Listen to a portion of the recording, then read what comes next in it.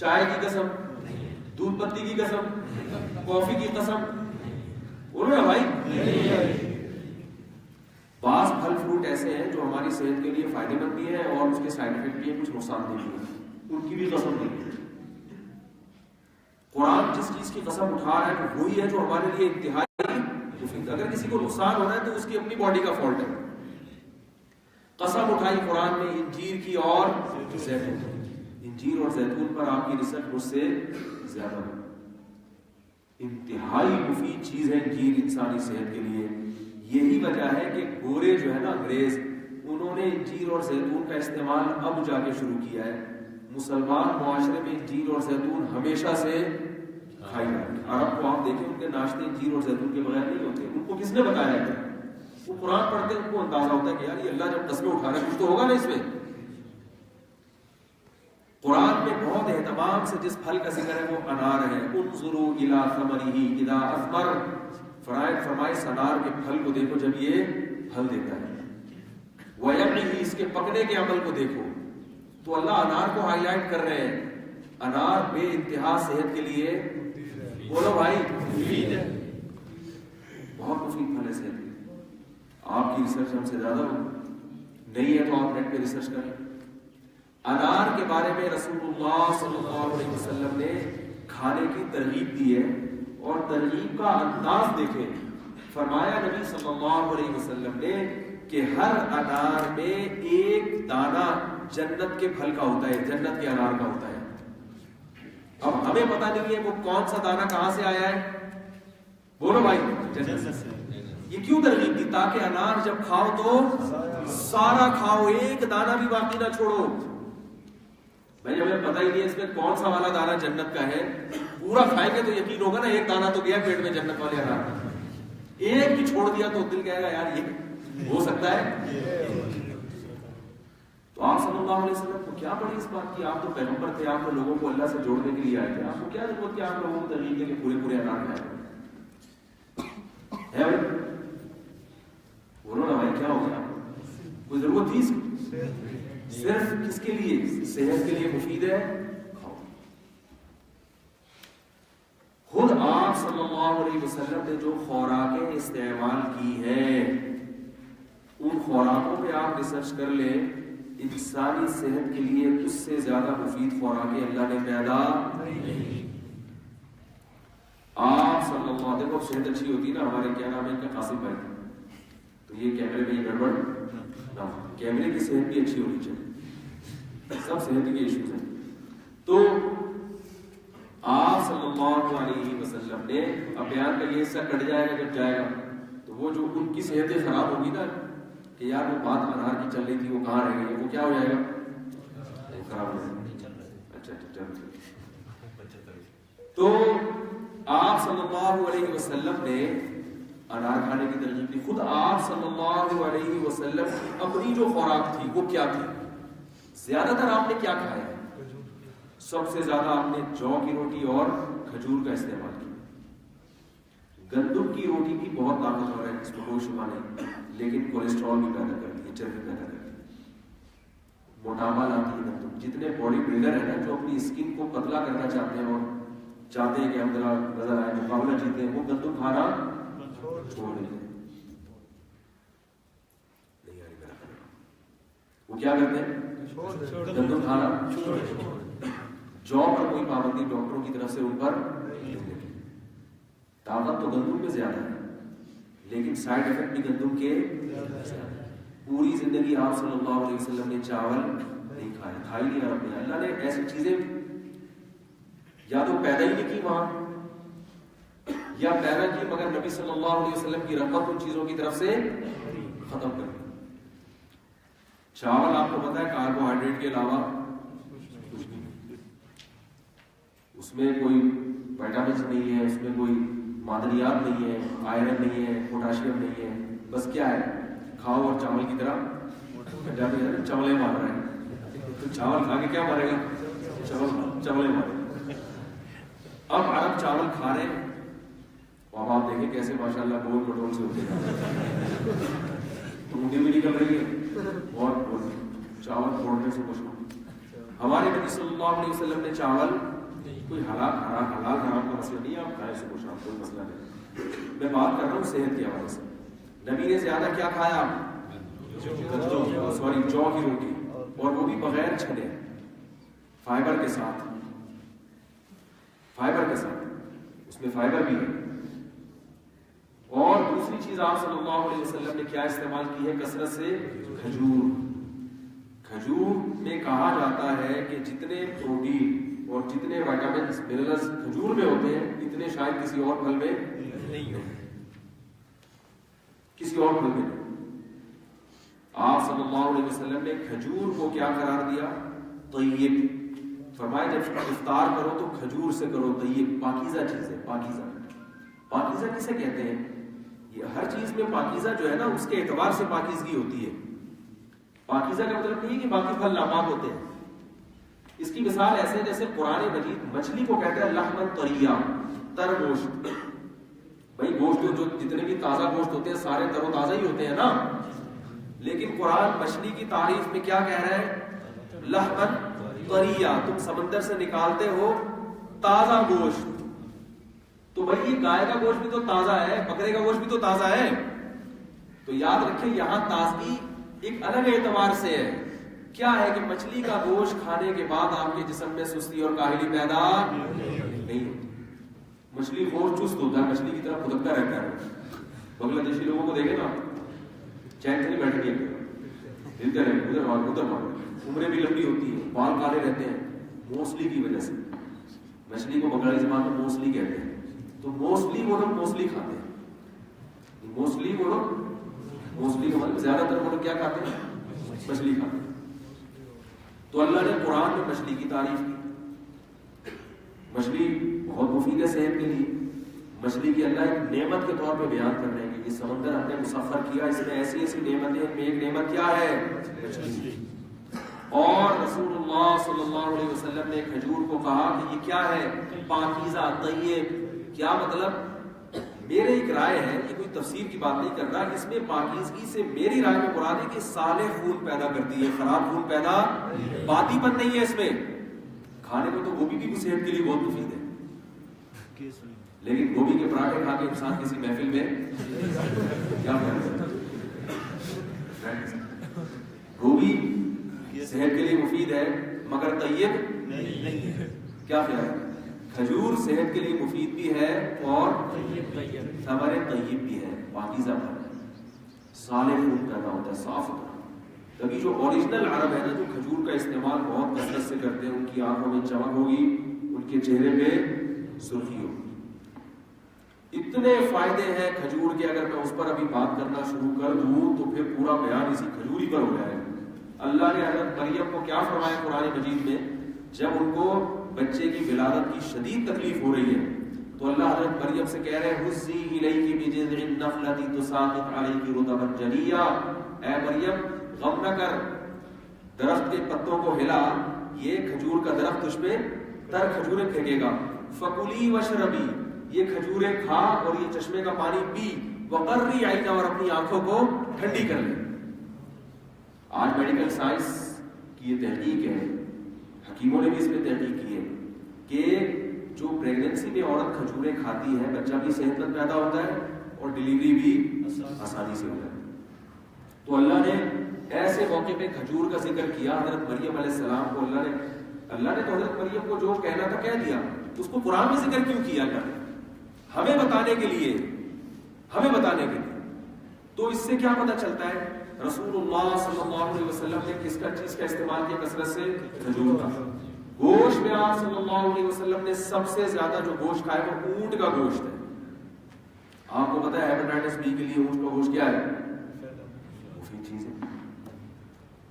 آپ صلی اللہ علیہ وسلم نے سب سے زیادہ جو دودھ پیا ہے وہ یا تو بکری کا پیا ہے یا اور اونٹنی کا اس سے بھی زیادہ پیا ہے. اونٹنی کا دودھ 600 روپے کلو بک رہا ہے. یہ اب 14ویں صدی میں لوگوں نے تحقیق کی ہے، پتا چلا بھی اونٹنی کا دودھ صحت کے لیے بہت مفید.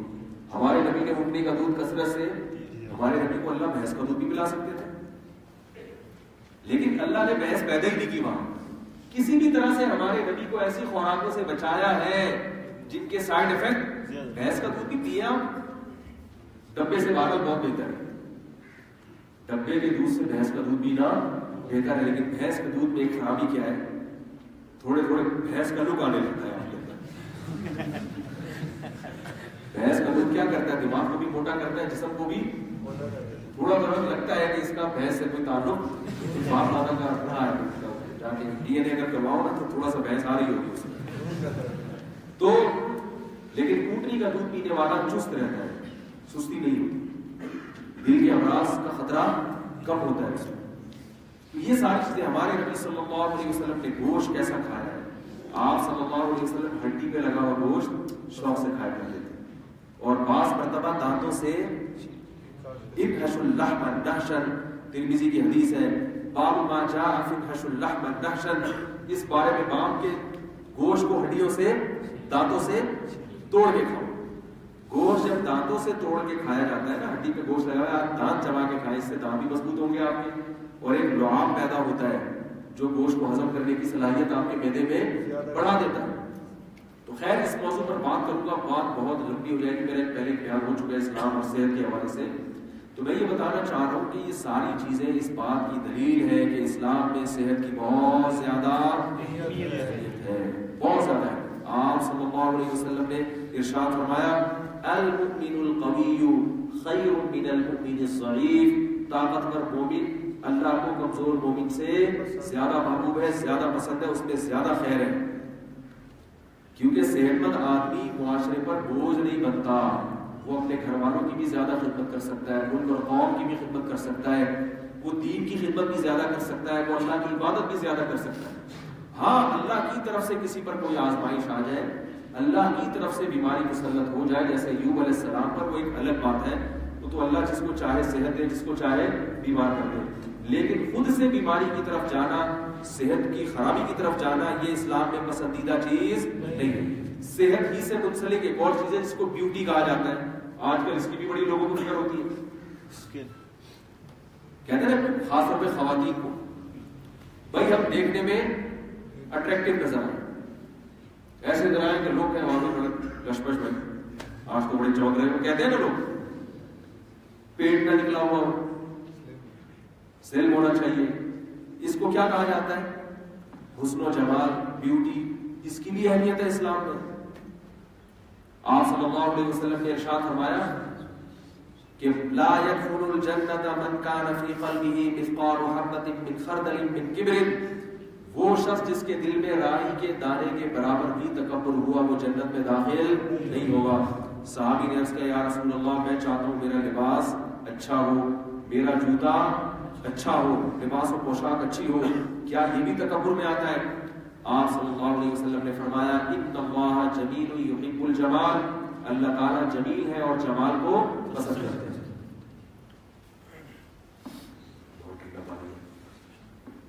تو یہاں ویسے ہی موسم اتنا ٹھنڈا ہو رہا ہے کہ رات کو رضائی میں سو رہے ہیں. کراچی سے ایک دم اتنی شدید گرمی وہاں پڑ رہی ہے اور یہاں سردی ہو رہی ہے, بہت حیرانی کی بات ہے.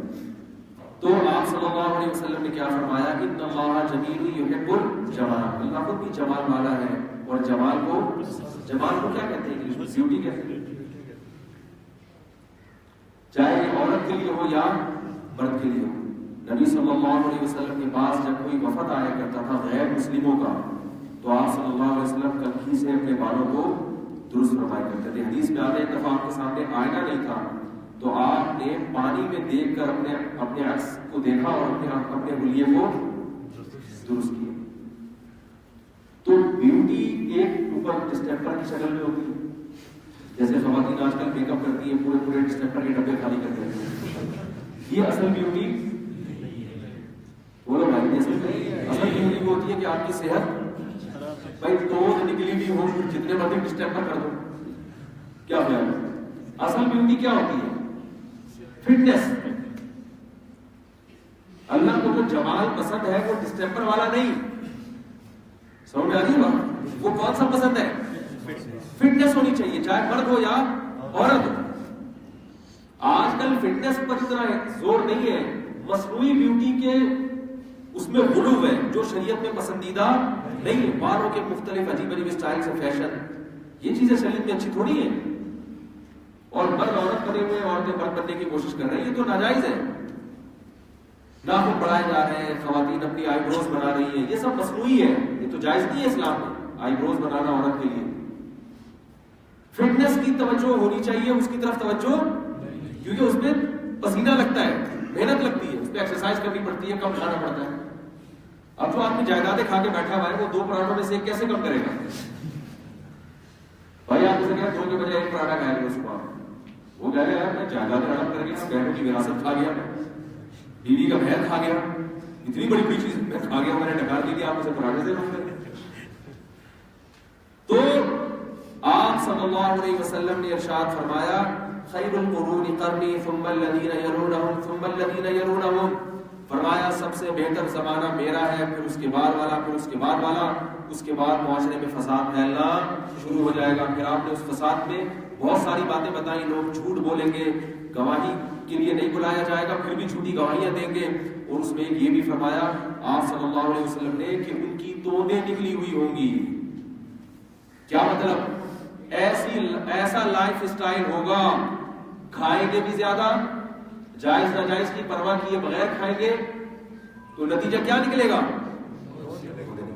ایک تو قدرت کی طرف سے کسی کا پیٹ بڑا ہوا ہوتا ہے وہ برا نہیں ہے. یہ مطلب نہیں کہ کسی کا پیٹ بڑا ہوا ہے، کوئی بھاری جسم ہے، آپ اس سے بدگمان ہو، یہ حرام جائز نہیں ہے. میں نے بڑے بڑے علماء کو دیکھا ہے، بہت کم خوراک ہے لیکن جسم بہت زیادہ بھاری ہے. صحابہ میں بھی ایسے موجود تھے، بہت کم کھاتے تھے، اچھا کھاتے تھے، مگر قدرت کی طرف سے بعض کا اسٹرکچر ہی ایسا ہوتا ہے. یہ مطلب نہیں ہے کہ آپ کسی بڑے ہوئے پیٹ والے کو دیکھیں یا کسی بھاری جسم والے کو دیکھیں تو آپ اس سے بدگمان ہو. بعض دفعہ بیماری سے ایسا ہو جاتا ہے، اللہ کی طرف سے بیماری ہے. لیکن اگر کھا کھا کے اور فضول چیزیں کھا کھا کے، پیزے کھا کھا کے اور برگر کھا کھا کے اور کولڈ ڈرنک کے ذریعے اور چائے کے ذریعے اور کافی کے ذریعے وزن بڑھا لیا آپ نے، تو یہ شریعت میں پسندیدہ کام نہیں ہے. کیونکہ اس سے مسلمانوں کا امیج جو دنیا میں بنے گا وہ کیا بنے گا؟ خراب. اور مسلمانوں کا امیج اگر خراب ہوگا تو اس سے اسلام کا امیج خراب ہوگا. آج لوگ یورپ امریکہ جاتے ہیں، ان لوگوں کی فٹنس دیکھ کے کہتے ہیں اصل تو یہ ہے. عرب کنٹریز میں جاتے ہیں تو اسلام سے قریب ہوتے ہیں یا دور ہو جاتے ہیں؟ دور ہو جاتے ہیں. کوئی ایسی چیز نظر نہیں آتی جو انہیں اسلام کے قریب کرے. یہ لائف اسٹائل. میں سعودیہ میں تھا تو وہاں ہمارے دوست تھے، وہ وہی کے ہیں، مجھے ایک دن کہنے لگے کہ آپ کو پتا ہے کہ دنیا کی سب سے سست ترین قوم کون سی ہے؟ میرے ذہن میں اپنا خیال آنے لگا نا ہمارے بارے میں، ایسے ہی بہن سا ہوا. انہوں نے کہا سب سے زیادہ سست ترین لوگ دنیا میں سوڈان کے اسلامی ملک ہیں، نمبر 1. میں نے کہا کیسے؟ کہہ رہے سوڈان تو مشہور ہے کہ وہاں اگر سوال پوچھا جائے کہ یہاں لوگ صبح اٹھ کے کیا کرتے ہیں، جواب ملتا ہے کہ صبح اٹھ کے سب سے پہلا کام یہ کرتے ہیں کہ آرام کرتے ہیں. یہاں لوگ صبح اٹھ کے سب سے پہلے کیا کرتے ہیں؟ ریسٹ کرتے ہیں، کیونکہ سو سو کے تھک گئے ہیں تو تھوڑا سا.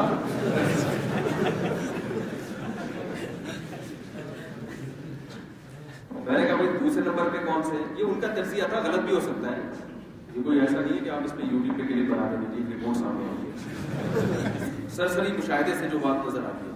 دوسرے نمبر پر انہوں نے کہا مصری. مصر کے لوگ بھی کیا ہیں؟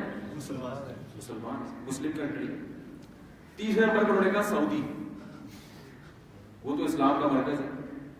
چوتھے یا 5ویں نمبر پہ کہیں جا کے پاکستان کا، تو بڑی خوشی میں نے کہا الحمدللہ ہم پہلے نمبر پہ، اللہ کا بڑا فضل ہو گیا کہ سرسری تجزیے کے مطابق ہم پہلے نمبر پہ. تو ہمارے نبی تو فرما رہے ہیں کہ زمانے میں شر پھیلے گا تو یہ کیا ہوگی؟ سستی اور کائلی پھیلنا شروع. تو خیر میں اس پر عرض کر رہا تھا کہ صحت میں 2 چیزیں آتی ہیں، ایک فٹنس اور ایک بیماریوں سے بچاؤ. یہ دونوں شعبے بھی کس کے ہیں؟ Medical science. تو اسلام میں اس کی اتنی اہمیت ہے، اس پر اہمیت پر بات کروں گا تو اور بات لمبی ہو جائے گی، بہت کچھ ہے اس پر کہنے کے لیے. میں بات کو سمیٹ کے ختم کرنے کی طرف آتا ہوں. دیکھیں اس سے کیا پتہ چلتا ہے کہ اللہ تعالیٰ نے آپ لوگوں کو جس شعبے سے منسلک کیا ہے وہ شعبہ اللہ کی نظر میں معمولی اہمیت کا حامل نہیں ہے. لہذا اس میں آپ حضرات کی 2 ذمہ داریاں ہیں، سمجھیں. پہلی ذمہ داری آپ حضرات کی یہ ہے کہ اس شعبے کی قدر پہچان کر اس میں محنت کرنا یہ آپ کے ذمہ. دیکھو نیم حکیم خطرہ جان سنا ہے نا آپ نے؟ نیم مفتی خطرہ ایمان، نیم حکیم خطرہ جان. تو نیم ڈاکٹر بھی کیا ہے؟ کسی بھی فیلڈ میں اگر آپ مہارت پیدا نہ کرو تو بہتر تھا کہ اس میں جاتے ہی. آدھا کام کہیں بھی صحیح. ایک آدمی نے کہا کہ میں چاہتا ہوں, کسی نے پوچھا یار تمہاری شادی کیوں نہیں ہو رہی؟ کہہ رہے یار میں بادشاہ کی بیٹی سے شادی کرنا چاہتا ہوں. اس نے کہا یار تم بھنگی ہو, تمہیں بادشاہ کی بیٹی سے رشتہ کہاں ملے؟ کہنے لگا کوئی مسئلہ نہیں, آدھا کام ہو گیا. آدھا کام ہو گیا. آدھا کیسے؟ وہ کہہ رہے ادھر سے ایجاب ہو گیا, وہاں سے قبول کا انتظار ہے. ادھر سے ہاں ہو گئی ہے, وہاں سے ہاں کا. آدھے کام کی کوئی ویلیو ہے؟ ایک شاعر نے کہا ہے نا اپنی محبوبہ کے بارے میں, وہ محبوبہ نہ تو پورے طرح سے جلوے کراتی تھی اور نہ پردہ کرتی تھی, ترسا کے ٹائم دیتی تھی. تو اسی یہ جو عاشق تھا نا یہ جل بھول گیا, بالکل کوئلے کی طرح. کیا ہو گیا یہ بھائی؟ یا تو بالکل ختم کرو تعلق, کچھ دن روئیں گے پیٹیں گے سیٹ ہو جائیں گے. یہ کیا ہے ترسا کے کبھی تھوڑا سا جلوہ دکھا دیا, کبھی نہیں, کبھی بات کر لیں گے. تو شاعر میں اس پہ کیا ہو گیا, اور عشق کی ابھی ابتدا تھی, تو ابتدائی عشق میں بالکل جلد بھول کے ایسا ہو گیا. تو اس پہ اس نے شعر کہا, ابتدائی عشق میں دل ہوا یوں خراب آدھا کہ جیسے سیخ پہ چڑھتے ہی جل جائے کباب آدھا. آگے کہہ رہے ہیں لگتا ہے میرے محبوب کی ایک آنکھ غائب ہے, لگتا ہے میرے محبوب کی ایک آنکھ غائب ہے کہ اس نے جب بھی پلٹا ہے تو پلٹا ہے نقاب آدھا. جلوہ بھی کرایا تو آدھا پورشن دکھایا آدھا. کہہ رہا لگ رہا ہے ایک آنکھ نہیں ہے اس کی جو اتنا اپنے آپ کو چھپا رہی. تو آدھی جو ہے نا کوئی بھی چیز صحیح نہیں ہوتی. ہمارے ہاں جو علم حاصل کیا جا رہا ہے وہ پورا نہیں ہے, سمجھ لیں.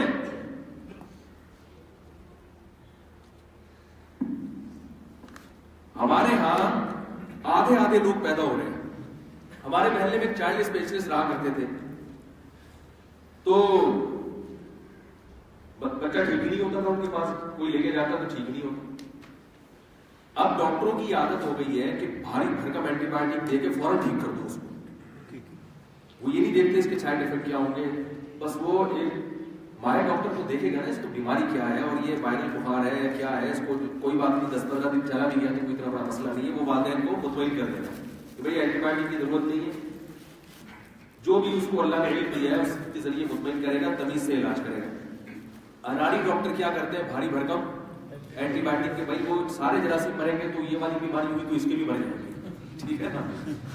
جیسے ایک علاقے میں کچھ دہشت گرد چھپے ہوئے تو پورے علاقے کو بم سے اڑا دو, دہشت گرد بھی مر جائیں گے اس کی ضمن. تو یہ کوئی طریقہ تو نہیں ہوتا نا علاج کا.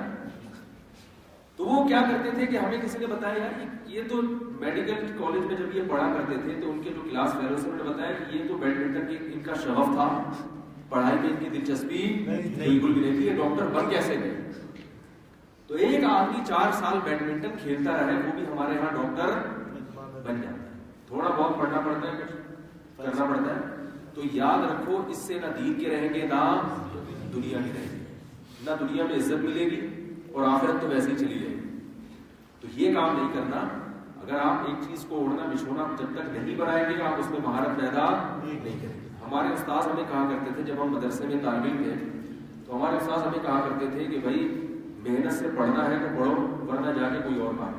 انہوں نے کہا مارکیٹ میں مولویوں کی کمی کوئی کام نہیں, مولویوں کی کمی نہیں ہے, اور اچھے مولوی مارکیٹ میں شارٹ.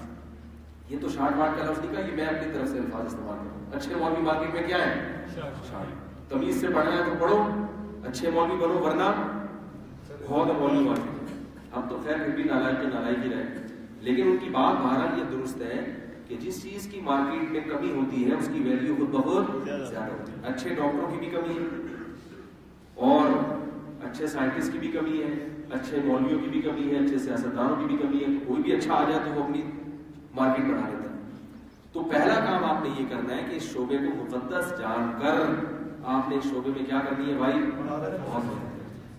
چاہے وہ خواتین ہو جو طالبات, اگر میرا بیان مجھے بتایا گیا تھا کہ طالبات بھی بیان سن رہی ہیں, تو آپ نے جب ایک فیلڈ کو چنا ہے, انتخاب کیا ہے, تو محنت کیا کرنی ہے, دل لگا کے. تنخوانے والا کام یہ ٹائم ویسٹنگ ہے, یہ اللہ کو بھی پسند نہیں ہے اور ہماری قوم میں اس کا بھی تحمل بھی نہیں.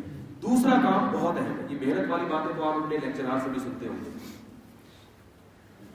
وہ بھی بتاتے ہوں گے, آپ کے جو پروفیسر ہیں وہ بھی بتاتے ہوں گے کہ بھائی یہ محنت کرنی چاہیے. اچھے بچے کیا کرتے ہیں, محنت کرتے ہیں. وہ وہ چراغ میں پڑا کرتا تھا، وہ فلاں سائنسدان، اور وہ لالٹین لے کے ٹرین کی پٹری پہ بیٹھا کرتا تھا.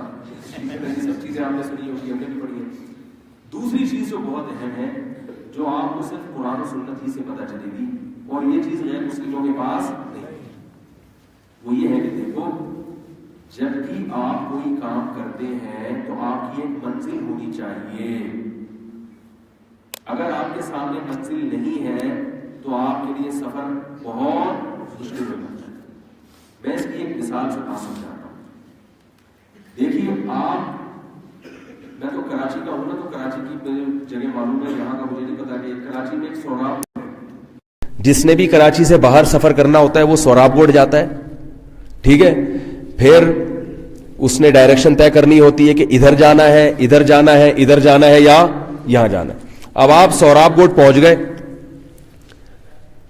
اب آپ بس والے سے پوچھ رہے ہیں، جو بھی بس اسٹینڈ گئے، آپ اس سے پوچھ رہے ہیں کہ میں نے جانا ہے، میں نے کیا کرنا ہے، جانا ہے، تو اس کے لیے مجھے کون سی بس میں بیٹھنا پڑے گا؟ کہے گا کیا مطلب، کہاں جانا ہے آپ نے؟ کہنے بس میں مطلق جانا ہے، میں نے کیا کرنا ہے، جانا ہے، میں نے سفر کرنا ہے.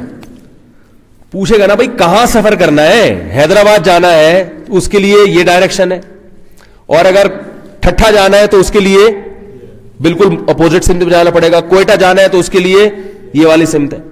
آپ کہیں مجھے تو بس کیا کرنا ہے، بس کا سفر کرنا ہے. میں نے سنا ہے بس کا سفر بہت اچھا ہو گیا ہے، اب ایئر کنڈیشن بسیں آ گئی ہیں، اس میں فلمیں بھی لگی ہوتی ہیں، تو گھر میں تو وی سی آر دیکھنا ابا دیتے نہیں ہیں، ٹھیک ہے نا فلم. تو میں نے سنا بس جانا ہے.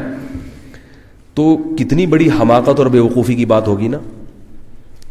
ایک بات تو یہ، آپ کو یہ پتا ہونا چاہیے کہ میرا ہدف کیا ہے. ممکن ہے آپ کے ذہن میں اس کا جواب ہو کہ بھئی میرا ہدف تو ہے میں نے کڈنی کا اسپیشلسٹ بننا ہے. آپ کہہ سکتے ہیں میرے سامنے یہ ہدف ہے. کوئی آپ میں سے کہہ رہا ہو بھائی میں نے آئی اسپیشلسٹ بننا ہے، کوئی کہہ رہا ہوگا کہ میں نے شوگر کا اسپیشلسٹ بننا ہے. یہ ہدف نہیں ہے اصل. اس کو اگر ہدف بنائیں گے تو اس میں کیا نقصان ہے وہ میں ابھی آپ کو انشاءاللہ بتاؤں گا. اس منزل کے بڑے نقصانات ہیں. یہ منزل نہیں ہونی چاہیے آپ کی. یہ منزل تک پہنچنے کا ذریعہ ہے. یہ منزل، بولو بھائی، نہیں ہے. یہ منزل تک پہنچنے کے ذرائع کو کبھی بھی منزل نہیں بنایا جاتا. آپ نے حیدرآباد جانا ہے اور اس کا ذریعہ کیا ہے کہ ایک مخصوص بس ہے وہ جائے گی، آپ نے اس بس ہی کو منزل بنا لیا. کتنی بڑی بیوقوفی کی بات ہے. آپ نے ملتان جانا ہے، جہاز اس کا ذریعہ ہے. کراچی سے آپ جہاز میں بیٹھے اور اب ملتان آپ کا مقصد نہیں ہے بلکہ جہاز آپ کا مقصد بن گیا ہے. تو جب جہاز لینڈ کرے گا، آپ کو جہاز سے اتاریں گے، آپ جہاز چھوڑو گے؟ آپ بولو گے اسی جہاز کے لیے تو میں آیا تھا یہاں پہ. آپ کھڑکی سے چپک جاؤ گے، پولیس بلوانی پڑے گی آپ کو وہاں سے بھگانے کے لیے. جو ذریعہ مقصد تھا آج مسلمان نے غیر مسلموں کی اتباع میں، کیونکہ ان کے پاس اللہ اس کے رسول کا راستہ نہیں ہے، انہوں نے ذرائع کو مقصد بنا لیا ہے. اس لیے وہ خودکشیاں کرتے اتنی ترقی کے باوجود. وہ جہاز چھوڑنے کے لیے تیار نہیں ہوتے. آپ نے مقصد کو ذریعہ بنانا ہے، جو اصل مقصد ہے اس کو مقصد بنانا ہے، ذریعے کو مقصد نہیں بنانا. اس پر میں ابھی ایک چھوٹی سی بات اور کروں گا، پہلے میں ایک اور مثال سے بات سمجھاؤں. دوسری مثال یہ ہے کہ اگر کوئی آپ سے پوچھے کہ آپ سفر کر رہے ہیں، سوراب گوٹ پہ آپ کھڑے ہوئے ہیں، آپ سفر کرنا چاہتے ہیں، کوئی آپ سے پوچھے کہ بھائی آپ جہاں بھی جانا چاہتے ہیں تو آپ کو آدھے گھنٹے کے بعد کہاں ہونا ہے، آپ آدھے گھنٹے کے بعد کس اسٹاپ پہ آپ کو، جیسے میں کل پنڈی سے ڈائیو میں بیٹھا تو ایبٹ آباد آ رہا ہوں نا، تو مجھے یہ مولانا عمیر صاحب نے بتایا کہ بھائی اتنی دیر کے بعد آپ کہاں ہوں گے، ہری پور ہوں گے. اتنی دیر کے بعد کہاں ہوں گے؟ اگر میں اتنی دیر کے بعد ہری پور نہ پہنچتا تو مجھے ٹینشن ہوتی نا کہ یار جو اصل منزل تھی ایبٹ آباد اس میں کیا ہو رہا ہوں، میں لیٹ ہو رہا ہوں. تو اتنی دیر کے بعد مجھے کہاں ہونا تھا، ہری پور ہونا تھا، کیونکہ مجھے معلوم ہے کہ جانا مجھے کہاں ہے، ایبٹ آباد. اگر مجھے یہی نہ پتا ہو کہ میں نے جانا کہاں ہے تو پھر میں ان سے پوچھ رہا ہوں اور یہ مجھ سے پوچھ رہے ہیں کہ مفتی صاحب 1 گھنٹے کے بعد آپ کو کہاں ہونا ہے، تو میں بتا سکتا ہوں کہاں ہونا ہے. بھائی مجھے نہیں پتا کہ مجھے پشاور ہونا ہے 1 گھنٹے کے بعد، مجھے ملتان پہنچنا ہے، مجھے کہاں پہنچنا ہے. تو اصل منزل جب آپ متعین کرتے ہو تو پھر آپ کو پتا ہوتا ہے کہ اس منزل تک پہنچنے میں 3 گھنٹے لگیں گے اصل ہدف تک پہنچنے میں. لہذا 1 گھنٹے کے بعد مجھے اس ہدف تک بہرحال پہنچ جانا چاہیے. یہ میری منزل ہے, یہ اسٹیشن ہے, یہ اڈا ہے, یہاں 1 گھنٹے کے بعد مجھے ہونا ہے. اس کا آپ کا تعین جب ہوگا جب آپ کو یہ پتا ہو کہ 3 گھنٹے کے بعد میں نے کہاں پہنچنا ہے. نہیں آ رہی میرا خیال ہے بات سمجھ. تو سفر میں ڈائریکشن کیا ہونی چاہیے, آپ کی جانا کس سمت میں ہے, یہ جب تک آپ کو معلوم نہیں ہوگا, جب تک آپ کے سامنے کوئی منزل اور مقصد نہ ہو, اس کو متعین کر کے آپ طے کرو گے کہ 1 گھنٹے کے بعد میں نے کہاں ہونا ہے, 2 گھنٹے کے بعد مجھے کہاں ہونا ہے, 10 سال کے بعد میں نے کہاں ہونا ہے, 20 سال کے بعد میں نے کہاں ہونا ہے. ہمارے ہاں جو اسٹوڈنٹس پڑھ رہے ہیں ان سے کوئی پوچھے کہ 5 سال کے بعد آپ کو کہاں ہونا ہے, کہیں تو اللہ نے لکھا ہوا ہے جہاں ہونا ہوگا وہاں ہو جائیں گے. یہ تو پہلے سے تقدیر میں لکھا ہوا ہے بھائی, ہو جائیں گے یار, ابھی تو ہمیں یہ پڑھنے دو بھائی. بھائی آپ کیا چاہتے ہو 4 سال کے بعد, آپ کو کہاں, آپ اپنے آپ کو کہاں دیکھنا چاہتے ہو؟ بھائی یہ تعلیم آپ حاصل کر رہے ہو, یہ بھی ایک ٹریک ہے نا, ایک سفر ہے نا جس پہ آپ چل رہے ہو. تو آپ کیا چاہتے ہیں 4 سال کے بعد آپ کہاں ہو؟ کہ 4 سال کے بعد میں نانی کے گھر میں ہوں گا, والد صاحب نے مکان بیچ دیا ہوگا تو میں کہاں رہ رہا ہوں گا, نانی کے گھر میں ہوں گا 4 سال کے بعد.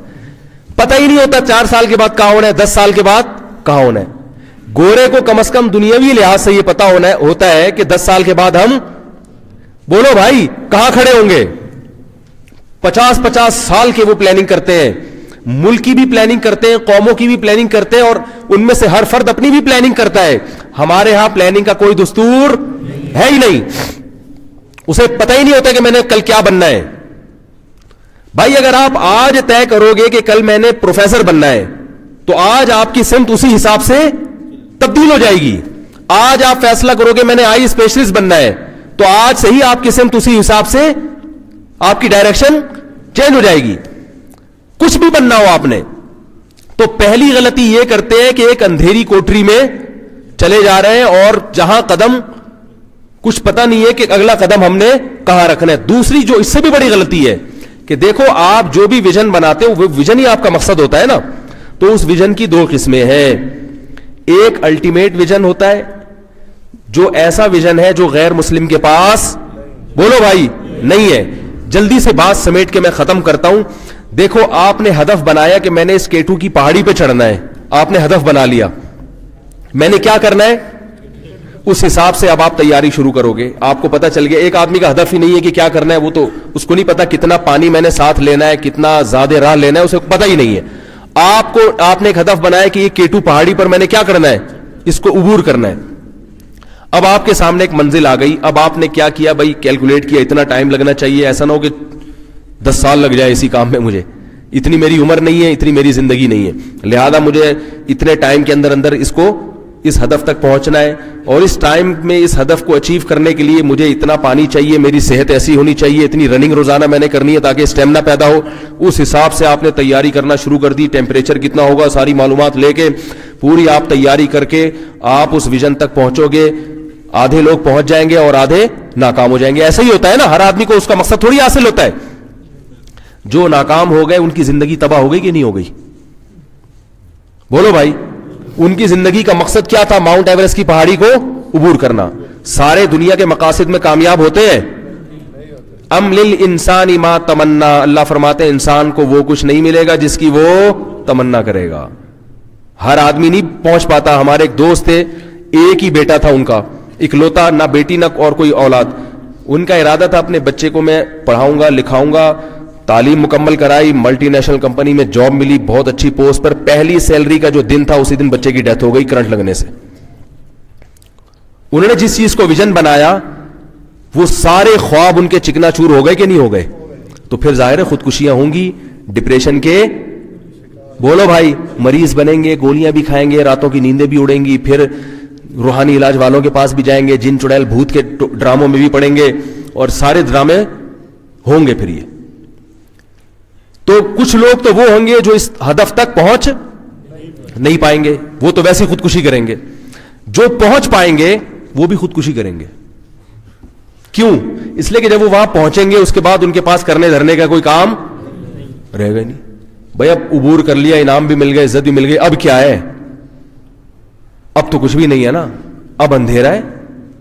بھئی اب کیا کریں, سب کچھ حاصل ہو گیا تو اب کیا کریں, اب آگے کیا ہے, موت ہے جو سارے خوابوں کو خاک میں ملا دیتی ہے.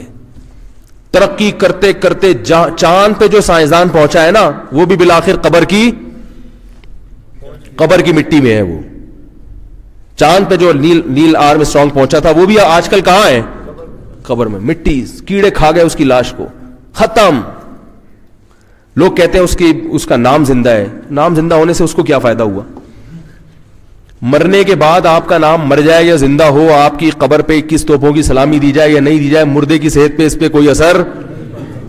اندر کا جو سیزن ہے نا, جو ماحول ہے, وہ بالکل باہر سے الگ ہے.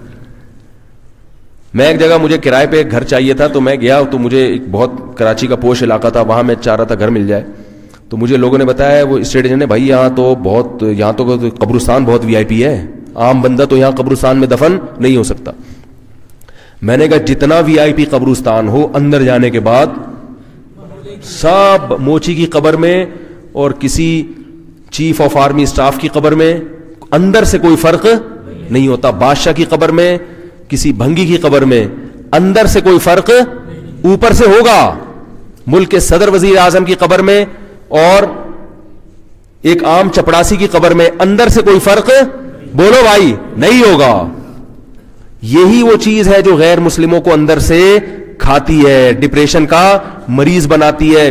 یہی وجہ ہے کہ جس ملک میں سب سے زیادہ ترقی, خودکشی کا ریشو بھی انہی ملکوں میں سب سے زیادہ. اب میں بات کو, بہت لمبی ہو گئی بات, کوشش کر رہا ہوں جلدی سے سمیٹوں. دیکھو, ہمارا اصل ویژن یہ نہیں ہے ڈاکٹر بننا. اصل ویژن کیا ہے؟ اللہ کی رضا, جس کے لیے اللہ نے ہمیں پیدا کیا. ڈاکٹر بننا اس کا ایک ذریعہ ہونا چاہیے. چائلڈ اسپیشلسٹ بننا, گردوں کا اسپیشلسٹ بننا, آئی اسپیشلسٹ بننا, یہ اس کا ایک کیا ہے, ذریعہ ہے. اصل مقصد کیا ہے؟ اللہ. یہی وجہ ہے کہ اصل مقصد پہ انسان ذرائع کو قربان کر دیتا ہے, ذرائع پر مقاصد کو قربان نہیں کرتا. ہمارے ہاں میڈیکل کالجز میں جو لڑکے پڑھ رہے ہیں, لڑکیاں پڑھ رہی ہیں, انہوں نے اصل ہدف ہی ڈاکٹر بننے کو بنا لیا. کیوں؟ اس لیے کہ اس میں عزت بھی ہے اور پیسہ بھی ہے. تو جب عزت یا پیسہ نہ ملے تو کیا ہوتے ہیں, پھر پریشان ہوتے ہیں, اور پھر عزت کے حصول کے اور پیسے کے حصول کے حرام اور ناجائز طریقے استعمال کرنا شروع کر دیتے ہیں, جو کہ ہمارے ڈاکٹروں میں میجورٹی یہ کام کر رہی ہے. جس کی میں اکثر ایک مثال دیتا ہوں کہ ڈاکٹر جو نسخہ لکھ کے دیتا ہے, اکثر وہ دوا اس کے قریب والے میڈیکل اسٹور سے ملے گی, باقی پوری دنیا میں کہیں بھی وہ دوا پوری دنیا میں نہیں ہوگی, وہیں سے کھانچا کھولا ہوا ہوگا. یہ حرام ہے یا نہیں ہے؟ پیشنٹ آپ کے پاس اس لیے تھوڑی ہے کہ آپ اپنی دکانیں چلاؤ. بسا اوقات وہی فارمولے کی ایک دوسری کمپنی کی دوا سستی ہوتی ہے, ڈاکٹر دوا کیسے لکھ کر دے رہا ہوتا ہے, بولو بھائی, مہنگی لکھ کے دے رہا ہوتا ہے. کیونکہ جس کمپنی کی دوا ڈاکٹر لکھ کر دے گا, کمپنی اس کو سوئٹزرلینڈ کا ویزا دے گی.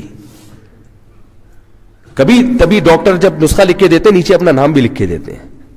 میں ایک جگہ ٹیسٹ کروانے گیا تو مجھ سے وہ پوچھ رہے ہیں, میں نے ایک ڈاکٹر سے کہا گیا یہ ایک ٹیسٹ کروانا ہے, یہ لکھ کے دے دیں. ویسے ہی کوئی ایسا ٹیسٹ نہیں تھا, میں نے کہا یہ ٹیسٹ کروانا ہے, لکھ کے دے دیں. انہوں نے ایسے ہی لکھ کے دیا, نام وام نہیں لکھا, سادہ پرچی پہ لکھ دیا مجھے.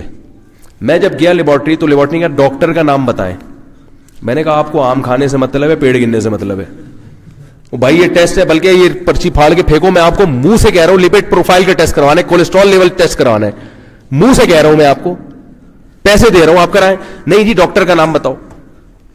کیوں؟ ریکارڈ میں کیا ہو رہا ہے, جمع ہو رہا ہے کہ یہ ڈاکٹر ہمارے پاس زیادہ مرغے بھیج رہا ہے, زیادہ بکرے ہمارے پاس ذبح ہونے کے لیے بھیج رہا ہے. اس ڈاکٹر کو کیا ملے گا؟ ثواب ملے گا. کیا ملے گا اس ڈاکٹر کو؟ دنیا میں بہت زیادہ کمپنی کی طرف سے. اس چکر میں ڈاکٹر کیا کرتے ہیں, ٹھیک ہے کمپنی اگر کسی ڈاکٹر کو فائدہ دیتی ہے حرام نہیں ہے, لیکن ڈاکٹر کے لیے حرام کیوں ہے کہ جب قریب میں ایک لیبارٹری تھی جو معیاری ہے اور سستی ہے, آپ اسے چھوڑ کر پیشنٹ کو دوسرے محلے میں کیوں بھیج رہے ہو؟ یہ حرام ہے بالکل. یہ پیشنٹ کے ساتھ کیا ہے؟ ناانصافی ہے. یہ ناانصافی پر ڈاکٹر کیوں مجبور ہوا؟ اس لیے کہ اس کا اصل ویژن اللہ کی رضا نہیں ہے, بلکہ اس کا اصل ویژن کیا ہے؟ ڈاکٹر بنائے, ڈاکٹر, پیسہ, عزت, شہرت, یہ چیزیں اس کا اصل ویژن ہے. یہ ہو رہا ہے ہمارے معاشرے میں. میں جب بھی اس موضوع پر بیان کرتا ہوں اپنے ایک ڈاکٹر کی لازمی مثال دیتا ہوں. اللہ کرے اگر وہ زندہ ہے تو اللہ ان کی عمر میں برکت دے, انتقال ہو گیا تو اللہ ان کی مغفرت کرے. آرمی کے کیپٹن تھے, سرجن تھے وہ. میں جب بچہ تھا تو مجھے بخار بہت آیا کرتا تھا. میری والدہ مجھے اس جو سرجن تھے ان کے پاس لے جاتی تھی. وہ کیا کرتے تھے, 15-20 دن بخار کو وہ طول پکڑتا تھا اور وہ اینٹی بایوٹک نہیں دیتے تھے. والدہ بعض دفعہ پریشان ہو جاتی کہ ڈاکٹر صاحب بچے کو ٹھیک کریں. وہ کہتے تھے کہ اگر اس کو ابھی میں نے جلدی ٹھیک کر دیا تو یہ جب بالغ ہوگا, بڑا ہوگا, تو پھر یہ بخار کے خلاف اس میں ریزسٹنٹ پاور کیا ہو جائے گی, ختم ہو جائے گی. ابھی ہونے دو, کوئی مسئلہ نہیں ہے, خود سے ٹھیک ہونے دو, بعد میں نہیں ہوگا. لیکن اس دیانت داری کی وجہ سے ڈاکٹر کے پاس پیشنٹ کا رش جو تھا وہ کیا تھا, کیونکہ اتنے سمجھدار مریض آج کل مارکیٹ سے غائب. ڈاکٹر ان کی فائدے کی بات کرے اور ان کو سمجھ بھی آ جائے. وہ کہتے ہیں یار ٹیکا لگاؤ. جیسے ایک بھکاری گیا نا, کسی کے پاس گیا, کہہ رہے یار اللہ کے نام پہ کچھ دے دو. تو وہ آدمی گاڑی میں بیٹھا ہوا تھا. اس نے کہا یار اتنے ہٹے کٹے ہو کے بھیک مانگتے ہو, شرم نہیں آتی؟ تو کہتے میں نے پیسے مانگے, مشورہ نہیں مانگا آپ سے. میں نے آپ سے کیا مانگا؟ پیسے مانگے, مشورہ نہیں مانگا. اس دیانتدار ڈاکٹر کی وجہ سے میری صحت کو کیا فائدہ ہوا کہ بلوغت کے بعد مجھے, میرا خیال ہے 25-30 سال تک الحمدللہ بخار, 20 سال تک مجھے بخار نہیں ہوا. سخت سے سخت سردی میں ٹھنڈے پانی سے نہایا ہوں. ایسے علاقوں میں گیا جہاں جو بھی گیا تو بخار ہو گیا اس کو, یعنی جیسے علاقہ چینج ہوتا ہے, بچا رہا میں. پھر ایک دفعہ ہوا تو پھر وہ بڑا خاندانی, وہ اپنی حماقت سے ہی ہوا. تو یہ کیا ہے, آج کل ڈاکٹر بچوں کو بھاری بھرکم اینٹی بایوٹک کھلا کے ان کی ریزسٹنٹ پاور کیا کر رہے ہیں, کیونکہ وہ چاہتے ہیں ہماری دکان چلتی رہے, پبلک کا رش لگا رہے. کچھ تو ایسے بیٹھے ہوئے ہوتے ہیں ٹیکے لے کے, انجیکشن. آپ کو پتہ ہے, آپ زیادہ جانتے ہیں کہ انجیکٹ کرنا بھی کوئی نیچرل طریقہ نہیں ہے. سخت مجبوری کے بغیر یہ انجیکشن کا استعمال نہیں ہونا چاہیے. ایسے ڈاکٹروں کو جانتے ہو بیٹھے ہوئے, بات پہلے سنیں, بات بعد میں سنیں گے, ٹیکا پہلے لگائیں گے, پہلے ٹھوس دو. ہاں جی اب بتائیے کیا مسئلہ ہے آپ. ٹھیک ہے. وہ ایک چھوٹا سا چٹکلا ہے, ایک ڈاکٹر صاحب کیا تھے, وہ جو بھی پیشنٹ آتا تھا نا تو وہ ان کا جو کمپاؤنڈر ہوتا ہے, کیا کہتے ہیں اس کو, وہ جا کے اس کے منہ میں تھرمامیٹر لگا دیتا تھا. جیسے کوئی پیشنٹ آیا بینچ پہ بیٹھا تو سب کے تھرمامیٹر لگا ہوا ہے. سب تسلی کرتے تھے بھائی شاید بخار, احتیاطاً پہلے بخار چیک کرتے ہیں اور بعد میں دیکھتے ہوں گے نا شاید ٹیمپریچر تو نہیں ہے. تو سب کے لگا ہوا ہے. اب ایک صاحب گئے, ان کے بھی لگا ہوا, تو کافی دیر بعد ان کا نمبر آیا. اس وقت تک وہ تھرمامیٹر ہی لگا ہوا ہے. تو جب تھرمامیٹر ڈاکٹر نے نکالا تو انہوں نے پوچھا ڈاکٹر صاحب یہ ہر آدمی کو تھوڑی بخار ہوتا ہے یار, آپ ہر ایک کٹ بخار چیک کر رہے ہو اور اتنی دیر تک چیک کر رہے ہو. انہوں نے کہا اصل میں باتیں بہت کرتے ہیں, سب کے منہ میں تھرمامیٹر لگا دیں. چپ کر کے بیٹھے رہے آرام سے, تاکہ کیا کریں, چپ کر کے آرام سے بیٹھے رہے. خیر یہ تو ایک آپ کو فریش کرنے کے لیے ایک چٹکلا تھا, تو بات میں ختم کرتا ہوں. دیکھو یہ ساری چیزیں ہیں, تعلیم کی اپنی اہمیت, لیکن آپ کا اصل ہدف کیا ہونا چاہیے, اللہ کی رضا. اللہ کی رضا ہوگی, نیت صحیح ہوگی تو پھر اس علم کا دنیا میں فائدہ تو ہوگا, آخرت میں بھی انشاءاللہ. یہ جو ہے نا ایک انسان کے جان بچانا ایسے جیسے 100 کی, یہ جب ہے جب اللہ کی رضا ہو. سمجھ رہے ہو کہ نہیں سمجھ رہے؟ اللہ کی رضا سامنے ہو پھر آپ علاج بھی کریں گے. پیسے بھی کمائے, پیسے کمانا شریعت میں منع نہیں ہے. پیسے اور ثواب دونوں چیزیں جمع ہو سکتی ہیں, ٹھیک ہے نا. بعض لوگ کہتے ہیں ہم تو پیسے لے رہے ہیں تو ثواب بھی ملے گا انشاءاللہ, پیسے بھی ملیں گے. حلال پیسے بھی تو عبادت ہے. تو پہلے نوٹ پہ لکھا ہوتا تھا, پتہ نہیں لکھا ہے کہ نہیں, حصول رزق حلال این عبادت ہے. تو وہ بھی کمائیں آپ, لیکن دیانتداری کے ساتھ اس شعبے کو سر انجام دیں. اور نیت کیا ہونی چاہیے, اللہ کی رضا. لہذا کہیں پیسے کی اور عزت کی قربانی دینی پڑے مقصد کے حصول کے لیے تو وہ قربانی آپ دے لیں, اور ذرائع مقاصد کو ذرائع پر قربان نہ کریں. اللہ تعالیٰ مجھے بھی عمل کی توفیق عطا فرمائے, آپ حضرات کو بھی. الحمدللہ رب العالمین. سوالات ہیں کچھ؟ تو بہت سارے ہیں, جلدی نمٹا دیتے ہیں بھائی. ایک شخص کے گھر کی تعمیر کے لیے 19 لاکھ کا قرضہ بینک سے لیا, یہ جانتے ہوئے کہ اس پر سود دینا ہوگا, مگر دین کے علم کی کمی کی وجہ سے جو سود پہ قرضہ لیا جائے نا, یہ قرضہ لینا تو حرام ہے, مگر اس سے جو گھر بنایا جائے گا وہ حرام نہیں ہوگا, کیونکہ وہ سود پہ نہیں بنا. سود تو آپ بینک کو دے رہے ہیں, اس کو یہ نہیں کہیں گے سود کی رقم سے گھر بنایا ہے. سمجھ رہے ہیں؟ رقم تو وہ حلال ہی ہے جو بینک سے لی ہے, بینک کو کیا دیا جا رہا ہے, سود دیا جا رہا ہے. تو سودی لین دین کا گناہ تو ہوگا, گھر حرام نہیں کہلائے گا, لیکن یہ قرضہ لینا بہرحال حرام ہے, ناجائز ہے, کیونکہ نبی صلی اللہ علیہ وسلم نے سودی لین دین کرنے والے پر, قرضہ لینے والے پر, سود دینے والے پر, سود پر گواہ بننے والے, سب پر لعنت فرمائی ہے. اس گھر کو فروخت کر کے کیا ساری رقم حرام ہے؟ نہیں, حرام نہیں, میں نے بتایا. ایسے گھر میں رہنا کیسے جائز ہے؟ ایسے گھر کو کرایہ پر دیا جائے, کرایہ حلال ہوگا. اور اس میں یہ سب میں نے بتا دیا کہ یہ توبہ کی شکل یہی ہے کہ جلدی سے اب وہ معاملہ ہو گیا ہے تو جلدی سے بینک کا قرضہ نمٹائیں اور آئندہ کے لیے ایسا عمل نہ کریں. ایک شخص جو روڈ وغیرہ کی تعمیر پر ہو, گورنمنٹ سے زیادہ پیسے لے کر خراب اشیاء کا استعمال کر کے تعلیم اور باقی پیسے اپنی جیب میں ڈال لیتا ہے, حرام ہے بھائی یہ باقی پیسے. اس کی وراثت کیا ہے؟ وراثت میں بھی یہ رقم جائے گی تو ورثہ کے لیے بھی حلال نہیں ہوگی, صدقہ کرنا پڑے گا. ایک دیندار شخص نے اپنی بیٹی کے رشتے کی بات ایسے شخص کے بیٹے سے کی جو سود خور ہے. بیٹا بھی جائز نہیں ہے سود خور سے نکاح کرنا, کیونکہ ساری زندگی پھر حرام سے بچنا مشکل ہو جائے گا اس کے لیے. رشتہ اس شخص کو اس صورت حال کا علم ہو جائے تو کیا رشتہ کرنا جائز ہے؟ نہیں, جائز نہیں, اس کو منع کر دیں. خبر نہ ہو تو کیا ہے, جب خبر ہو جائے تو پھر منع کر دیں. نکاح کے بعد علم ہو تو کیا ہے؟ ہاں یہ مسئلہ ہے کہ نکاح کے بعد علم ہو تو پتہ چلا بیوی کو کہ شوہر کی آمدن ناجائز ہے, تو نکاح کے بعد اگر علم ہو تو پھر مجبوری ہے, کیونکہ شوہر پر بیوی کا خاندان نفقہ واجب ہے. شوہر پر لازم ہے کہ وہ حلال سے کھلائے, نہیں کھلا رہا تو شوہر گناہ گار ہوگا. سمجھ رہے؟ ایسی مجبوری میں بیوی گناہ گار نہیں ہوگی. بیٹا جس کا ابا سود خور ہو تو وہ کیا کرے؟ اگر بیٹا بالغ ہے, خود کما سکتا ہے, تو ابا اگر سود خور ہے تو پھر بیٹے کے لیے ابا کی آمدن سے کھانا جائز نہیں ہے. بیٹیوں کے لیے جائز ہے کیونکہ ان کا اور کوئی ذریعہ معاش نہیں ہوتا. کیا کسی بھی عالم کی رائے کو قرآن و حدیث کے دلائل دیے بغیر مانا جا سکتا ہے اگر عالم کی ساخت کا زیادہ علم نہ ہو؟ نہیں, ایسا نہیں ہے. عالم پر جب تک اعتماد نہ ہو تو اس کی بات پر کو فالو کرنا جائز نہیں ہے. مسلمانوں کو سیکولر ملکوں میں تبلیغ کی پوری اجازت ہے. کیا مسلمان ملکوں میں کسی غیر مسلم اسکالر کو اپنے مذہب کی اس پیمانے پر تبلیغ کی اجازت ہے؟ اگر نہیں تو اسلام رواداری کے خلاف مذہب کیوں نہ سمجھا گیا؟ یہ اچھا سوال ہے کہ غیر مسلم ریاستوں میں اسلام کی تبلیغ کی اجازت ہے, مگر مسلمان ریاستوں میں غیر مسلم ریاستوں کی تبلیغ کی اجازت کیوں نہیں ہے؟ دیکھیں, اسلام رواداری کا مذہب ہے مگر اس کی کچھ حدود ہیں. اس کی کیا ہے؟ کچھ حدود ہیں. پہلی بات تو یہ کہ اسلام کا یہ دعویٰ ہے کہ دنیا میں برحق مذہب صرف اور صرف کیا ہے؟ اسلام ہے, اور اسلام کے پاس اس کے مضبوط دلائل ہیں. کچھ چیزیں ایسی ہوتی ہیں نا, وہ ان مقدمات کو مانیں گے تو آگے کی بات سمجھ میں آئے گی. دیگر مذاہب کا یہ دعویٰ صرف سرسری ہے کہ ہم برحق ہیں, اس دعوے کے پیچھے ان کے مضبوط دلائل نہیں, ان کے پاس تعلیمات ہی نہیں ہے. تو ان تعلیمات کے صحیح یا غلط ہونے کی بات تو اس وقت کی جائے کہ وہ تعلیمات تو ہوں, کچھ تعلیمات نہیں ہے. لہذا اسلام میں جب اسلام کو اس بات کا احساس ہے کہ میں ہی برحق مذہب ہوں اور میرے علاوہ ان الدین عند اللہ الاسلام, تو اسلام نے پھر کچھ اصول اور ضابطے بنائے ہیں. اسلام کا یہ دعویٰ ہے کہ انسانیت کا دنیا اور آخرت کی نجات کس پر ہے؟ صرف اور صرف اسلام پر ہے. تو اب اسلام نے قانون سازی ایسی کی ہے جس میں غیر مسلموں کو کچھ رعایت تو دی ہے, مگر اتنی کھلی آزادی نہیں دی ہے کہ وہ اسلام کے مقابلے میں ایک دین لا کے کھڑا کر دیں. اس میں اس انسانیت کا نقصان ہے جس انسانیت کو اسلام میں داخل کرنا چاہتا ہے.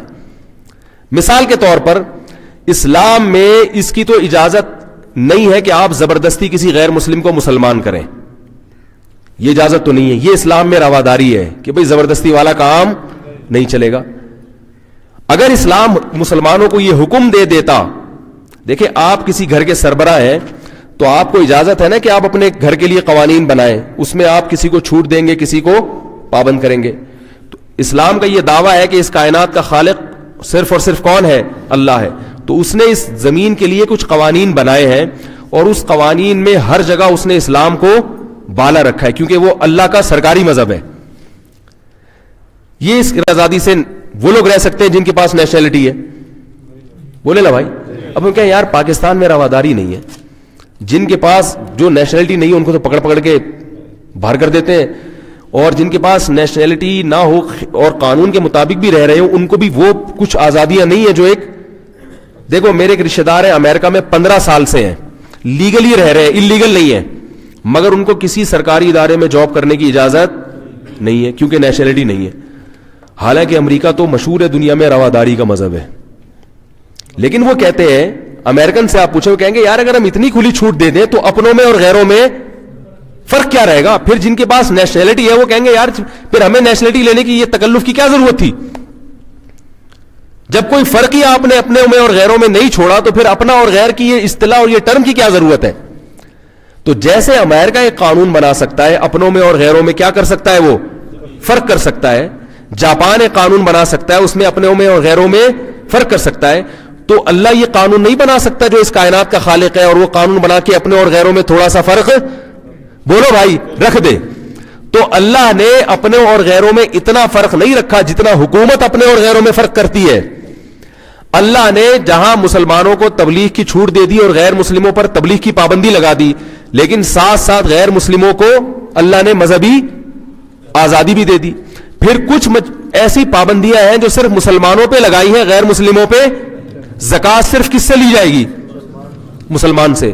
غیر مسلموں سے زکات نہیں لی جاتی. اگر مسلمانوں میں شادی شدہ مرد زنا کر لے، رجم کر کے پتھروں سے مار کے اس کو ہلاک کیا جائے گا. غیر مسلم اگر زنا کرتا ہے اس کے لیے رجم کی سزا، بولو بھائی، نہیں. تو جہاں مسلمانوں پر کچھ اللہ نے سخت پابندیاں لگائی ہیں اس لیے کہ اپنے ہیں، اسی طرح اللہ نے غیر مسلموں کو اسلامی ریاست میں کچھ چھوٹ بھی. مسلمان اگر شراب پیے گا 80 کوڑے لگیں گے، غیر مسلم شراب پیے گا تو کوئی کوڑا، بولو بھائی، نہیں لگے گا. مسلمان شراب کا کاروبار کرے گا، بے نافذی نہیں ہوگی. غیر مسلم اگر شراب کا کاروبار کرتا ہے اس کی انکم کو اسلامی ریاست میں حلال سمجھا جائے گا. سمجھ میں آ رہی ہے بات؟ کیا سمجھا جائے گا؟ حلال سمجھ. غیر مسلم اگر شراب کی بوتل لے کے بیٹھا ہوا ہے، آپ نے اس کی بوتل کو توڑ دیا، آپ پر لازم ہے کہ آپ اس کا ضمان ادا کریں. مسلمان کی شراب توڑ دی، بہا دی، آپ پر ضمان واجب، بولو بھائی، نہیں ہے. تو اللہ نے جہاں اپنوں کے لیے کچھ سختیاں رکھی ہیں تو اپنوں کو اللہ تعالیٰ نے کچھ آزادیاں بھی دی ہیں. تو چونکہ اسلام اپنے یہ دعویٰ کرتا ہے کہ میں برحق مذہب ہوں، لہذا غیر مسلم کو اس کی تو اسلام میں اجازت ہے کہ آپ اپنی عبادت کریں. کسی کو بولنے کی اجازت دے دیں، اس کی قطعاً اجازت نہیں ہے، کیونکہ غیر مسلم دے سکتا آپ کو کہ وہ ریاست کے خلاف آپ کو بولنے کی پرمیشن دے دے. آپ امریکہ میں جا کے امریکہ لا کے خلاف بیانات شروع کر دیں اور کہ میں ایک نیا لا لے کر آیا ہوں. اتنی مذہبی آزادی امریکہ میں آپ کو، بولو نا بھائی، نہیں ملے گی. اور اگر مل رہی ہے تو پھر یہ ان کے بیوقوف ہونے کی علامت ہوگی. تو جب اللہ کا ایک لا ہے، اللہ نے کہا کہ یہی قانون برحق ہے، اتنی چھوٹ تو دے دی کہ جو اس پہ چلنا چاہے چلے، نہیں مانتا تو نہ مانے. اتنی چھوٹ بھی کوئی دنیا میں نہیں دیتا. بھائی امریکہ میں آپ کو اتنی آزادی ہے کہ آپ امریکہ لا کو مانے تو بھی ٹھیک ہے، نہیں تو کوئی اور لا کو اپنے طور پہ چلتے رہیں. اجازت ہے اس کی. اللہ نے اپنے قانون میں اجازت دے دی کہ جو غیر مسلم اسلام لانا چاہتا ہے لے آئے، نہیں لانا چاہتا تو جس قانون کو فالو کر رہا ہے وہ کرتا رہے. اتنی چھوٹ دے دی. لیکن اس کی اجازت نہیں ہوگی کہ آپ امریکہ میں رہتے ہیں، اپنا قانون بھی آپ کا ہو اور اس کی طرف لوگوں کو دعوت دینا بھی شروع کریں. بھائی یہ ہے اصل، یہ نہیں ہوگی. تو اللہ کا بھی ایک نظام ہے، ایک حکومت ہے. اللہ نے کہا کہ جہاں میرا دین نافذ ہوگا، جو بھی اسلامی ریاست ہوگی، وہاں غیر مسلم کو اجازت ہے کہ مندر میں جانا چاہے مندر میں جائے، چرچ میں جانا چاہے چرچ میں جانا چاہے. لیکن وہ پبلک کو اس کی طرف بلانا شروع کر دے اور اس کے دلائل دینا شروع کر دے، اتنی نہیں ہو رہی بھائی. سمجھ رہے؟ اتنا فری ہونے کی ضرورت نہیں ہے. یہ تو پھر اللہ کو چیلنج ہے کہ اللہ تیرا تو پھر کوئی قانون میں کوئی دم نہیں ہے جو کھلی آزادی دی. ایسا نہیں ہو سکتا. یہ بغاوت کے زمرے میں آتا ہے. اگر غیر مسلم اسلام قبول کرے تو شاباش، اگر مسلمان اپنا مذہب چھوڑ دے تو واجب القتل. کیا یہ انصاف ہے؟ اس قانون کو شریعت قرار دینے والے گروہ انسان کے دور جدید کے آزادی پسند معاشروں میں رہنے کا حق کیسے دیا جا سکتا ہے؟ یہ آج کل بعض پروفیسروں کی طرف سے یہ اشکال کیا جا رہا ہے کہ بھئی اگر مسلمان اسلام چھوڑ دے تو واجب القتل نہیں ہے. یہ بھی یاد رکھو، اس کا بھی وہی جواب ہے جو بھی میں نے آپ کو دیا کہ جب یہ اللہ کا دین ہے نا تو اللہ کو قانون سازی کی اجازت ہے یا نہیں ہے؟ اسلام کی جو دلائل ہے نا برحق ہونے کے، وہ اتنے واضح ہیں کہ اللہ نے قانون بنایا ہے کہ اگر کوئی غیر مسلم جو غیر مسلم گھرانے میں پیدا ہو گیا، وہ کسی حد تک معذور ہے کہ اس کی سمجھ میں اسلام نہیں آیا. وہ کہہ سکتا ہے اللہ میں غیر مسلم گھرانے میں تھا، مجھے نہیں سمجھ میں آ رہا اسلام کیا ہوتا ہے، میرے تو ماں باپ ایسے. کسی حد تک وہ دنیا میں کیا ہے؟ معذور ہے. لیکن جو شخص اس مسلمان گھرانے میں پیدا ہو گیا، اس کو پتا چل گیا ہے کہ مسجد کیا ہوتی ہے اور مندر، بولو بھائی، کیا ہوتا ہے. اس کو پتا چل گیا ہے کہ اسلام کا نظام کتنا خوبصورت ہے، اس کی بیوٹی کو، اس کے حسن و جمال کو اس نے اپنی آنکھوں سے دیکھ لیا ہے. اب اگر وہ غیر مسلم مذہب قبول کرتا ہے تو اللہ کی نظر میں وہ قابل معافی نہیں ہے، کیونکہ اس پر حجت تمام ہو چکی ہے. یہ بات اس کی سمجھ میں آئے گی جس کی سمجھ میں اسلام آئے گا. جس کی سمجھ میں اسلام نہیں آئے گا اس کی سمجھ میں یہ دعویٰ نہیں آئے گا, کیونکہ اللہ نے قد تبین الرشد من الغی, اللہ فرماتے ہیں ہم نے ہدایت اور گمراہی کو دودھ کا دودھ پانی کی طرح بالکل کیا کر دیا ہے, ممتاز. تو اب اگر کوئی شخص اسلام قبول کرنے کے بعد دوبارہ کنورٹ ہوتا ہے تو اسلام میں اس کو بغاوت قرار دیا گیا ہے. سمجھ میں آ رہی ہے بات؟ اور یہ مولویوں کے بنائی ہوئی باتیں نہیں ہے, رسول اللہ صلی اللہ علیہ وسلم کی صحیح حدیث ہے, من بدل دینہ فاقتلوہ, جو دین کو چھوڑ دے فرمایا اس کو قتل کر دو. لیکن یہ ریاست کا کام ہے, یہ بات ذہن میں رکھیں, ایسا نہ ہو کہ خود سے کچھ کرنا شروع کر دے, اس کو قتل کر دو. اس کی وجہ بھی یہ ہے کہ اس کی ایک اور میں مثال دیتا ہوں. اسلامی ریاست میں جب جہاد ہوتا تھا تو جہاد میں اصول کیا ہے کہ غیر مسلم اگر جزیہ دینے پر آمادہ ہو جائیں اور آپ کی ریاست کو تسلیم کر لیں تو ان کو قتل کرنے کی اجازت نہیں ہے. لیکن فقہاء نے لکھا ہے کہ اگر وہ غیر مسلم ایسے ہے کہ ان کی مدر لینگویج عربی ہے, ان کی مدر لینگویج کیا ہے, عربی ہے, تو ان سے جزیہ نہیں لیا جائے گا. انہیں کہا جائے گا یا تو اسلام قبول کرو ورنہ جنگ کے لیے تیار ہو جاؤ. کیوں؟ فرمایا اس لیے کہ ان کی مدر لینگویج عربی ہے, وہ قرآن کو اس کی اصل زبان میں سمجھتے ہیں, لہذا ان پر حجت تام ہو چکی ہے. اب ان کے پاس یہ عذر نہیں ہے کہ ہمیں اسلام سمجھ میں نہیں آ رہا. ایک آدمی نے ماحول دیکھا ہو اسلام کا, مسلم معاشرے کا, اسلام کے ذائقہ اس نے چکھا ہو, اس کے بارے میں یہ فرض نہیں کیا جا سکتا کہ وہ اس کے سامنے معاملہ کیا ہو گیا تھا, بے غبار ہو گیا تھا. تو ایک حکمت تو اس میں یہ ہے کہ اللہ تعالیٰ کی نظر میں یہ جرم قابل معافی نہیں ہے, کیونکہ تم نے دیکھ لیا. اب آپ اسلام کو دوسرے مذاہب سے کمپیئر کریں نا, تو اسلام کی ٹکر کے مقابلے میں اسلام کے مقابلے میں کوئی مذہب ٹھہر ہی نہیں سکتا ہے. یعنی یہ تو ایسی بات ہے کہ اس کی تو مثالیں دینا بھی ایک یوں سمجھیں کہ کہتے ہیں نا کہ سورج کو چراغ دکھانا. نماز کا نظام دیکھ لو اسلام میں, کیا دنیا میں کسی مذہب میں ایسی عبادت ہے؟ رمضان کا نظام دیکھ لو, کیا دنیا میں کسی مذہب میں ایسا مقدس مہینہ آتا ہے؟ اسلام کے دیکھو سب سے زیادہ آؤٹ آف کنٹرول جو لوگ ہوتے ہیں نا وہ اپنے تہواروں میں ہوتے ہیں. کیا خیال ہے؟ کرسمس کو دیکھ لو, سب سے زیادہ شرابیں کب پی جاتی ہیں؟ کرسمس میں. سب سے زیادہ آزاد کب ہو جاتے ہیں وہ لوگ؟ کرسمس میں. ہندو اپنی دیوالیوں میں جو ان کا مذہبی تہوار ہے, اسلام میں 2 مذہبی تہوار ہیں, عید اور بقرعید. سب سے مقدس دن مسلمانوں کے کون سے ہوتے ہیں؟ یہ 2 ہوتے ہیں جن میں عبادت ہوتی ہے, ایک عجیب سا نور برس رہا ہوتا ہے. میں ایسے غیر مسلموں کو جانتا ہوں جو صرف عید الفطر اور عید الاضحیٰ مسلمانوں کے ان تہواروں سے متاثر ہو کر مسلمان ہوئے, ابھی عبادتیں نہیں دیکھی انہوں نے. سمجھ رہے؟ مسلمانوں کا جو معیشت کا نظام ہے وہ نہیں دیکھا, صرف کیا دیکھے, مسلمانوں کے تہوار دیکھے اور اسلام ان کو سمجھ میں آ گیا. تو ایک غیر مسلم جس نے مسلمانوں کا تہوار دیکھا وہ اس کی سمجھ میں اسلام آ گیا. تو جو مسلمان صدیوں سے یا پیدائشی وہ مسلمان گھرانے میں ہو اور اس نے اسلام کی جو خوبیاں ہیں وہ اپنی آنکھوں سے اس کا مشاہدہ کیا ہو, وہ اگر یہ کہتا ہے کہ مجھے سمجھ میں نہیں آ رہا اسلام, مجھے غیر مسلم مذہب سمجھ میں آ رہا ہے, تو اسلام اس کی بات کو تسلیم بولو بھائی نہیں کرتا. اس کی میں ایک چھوٹی سی مثال دیتا ہوں. دیکھو یورپ امریکہ میں قانون ہے کہ اگر آپ کے پاس وہاں کی نیشنلٹی ہے, میاں بیوی میں علیحدگی ہو جاتی ہے, تو وہ بچہ اس کے پاس رہے گا جو وہاں رہے گا. بچہ کس کے پاس رہے گا؟ جو امریکہ میں رہے گا.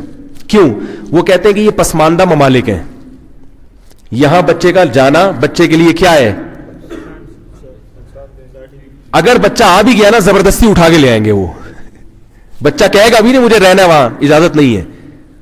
ان کا خیال کیا ہے کہ یہ کون سا ممالک ہے, یہ پسماندہ ملک ہے, یہاں بچہ خراب ہو جائے گا, غربت نہیں ملے گی, تعلیم نہیں ملے گی.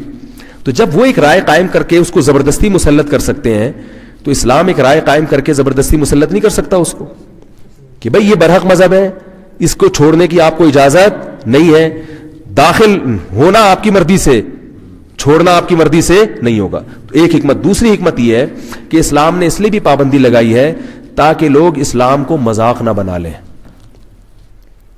تاکہ لوگ اسلام کو مذاق نہ بنا لیں. کیونکہ ایسا بہت ممکن ہے کہ جاسوسی کرنے کی نیت سے کوئی شخص اسلام قبول کرے اور جب مفاد حاصل ہو تو ٹاٹا کر کے چلا جائے. تو اسلام نے کہہ دیا کہ آنے کا تو آپشن ہے, واپسی کا آپشن نہیں ہے. اور میرے ہاتھ پہ کچھ غیر مسلم الحمدللہ مسلمان ہوئے. مجھے یاد ہے ایک دفعہ ایک خاتون کا فون آیا, ایک لڑکی کا, کہ ایک کلیگ ہے میرے آفس میں, عیسائی ہے, مجھ سے بہت محبت کرتا ہے, عاشق ہو گیا, یہ ہو گیا, فلانا ہو گیا, مجھ سے شادی کرنا چاہتا ہے اور اسلام قبول کر رہا ہے. میں نے کہا وہ تو شادی کے لیے اسلام قبول کر رہا ہے, تو دین کو مذاق بنا لے گا. اس نے کہا نہیں وہ کہہ رہے میں پہلے سے ہی مسلمان ہونا چاہتا ہوں, وہ تو شادی تو بہانہ ہے. اب ہمیں نہیں پتا کہ وہ اصل اسلام ہے یا اصل کیا ہے, شادی ہے. تو میں نے اس کو بلا لیا, 2-4 اور دوستوں کو بھی بلایا میں نے, اس لڑکے کو میں نے بلایا, اس خاتون کو بھی بلایا. اس لڑکے سے میں نے کہا دیکھو بھائی, اسلام میں آپ اسلام میں آ رہے ہو نا, تو اسلام میں ایک چیز ہے, وہ یہ ہے کہ یہاں آنے کا راستہ ہے, واپسی کا آپشن نہیں ہے. حالانکہ میں کچھ بھی نہیں کرتا, اگر وہ واپس بھی چلا جاتا تو میں کیا کرتا, میں کوئی پولیس تھوڑی ہوں کہ میں اس کو جا کے ماروں گا. لیکن ایک سیاستاً ہم نے اس کو کیا کیا بھئی, یہ تو حکومت کا کام ہے نا, ہم نے اس کو ڈرا دیا. میں نے کہا سوچ لو, آپ پر ابھی کوئی زبردستی نہیں ہے کہ آپ اسلام قبول کرو. ہمیں نہیں پتا کہ آپ لڑکی کی لالچ میں کر رہے ہو یا دل سے کر رہے ہو, ہم دل کا حال نہیں جانتے, ہم تو ظاہر کو دیکھتے ہیں. لیکن اسلام میں ایک مسئلہ آپ کو بتا دیں کہ آنے کا آپشن ہے, واپسی کا آپشن نہیں. تو وہ تھوڑی دیر اس نے توقف کیا, اس نے کہا میں خدا کی قسم دل سے مسلمان ہو رہا ہوں, میرا واپسی کا کوئی ارادہ نہیں ہے. میں نے کہا دیکھو, اس کو ویسے ہی دھمکی دی اوپر سے, اس کو نہیں بتایا کہ اوپر سے دے رہا ہوں. اس کو میں نے کہا یہ جتنے لوگ بیٹھے ہیں نا, یہ آپ کو مار دیں گے جان سے. اور میں نے کہا یہ ایسے ہے کہ میں ان کو منع بھی کروں گا تو یہ مانیں گے نہیں.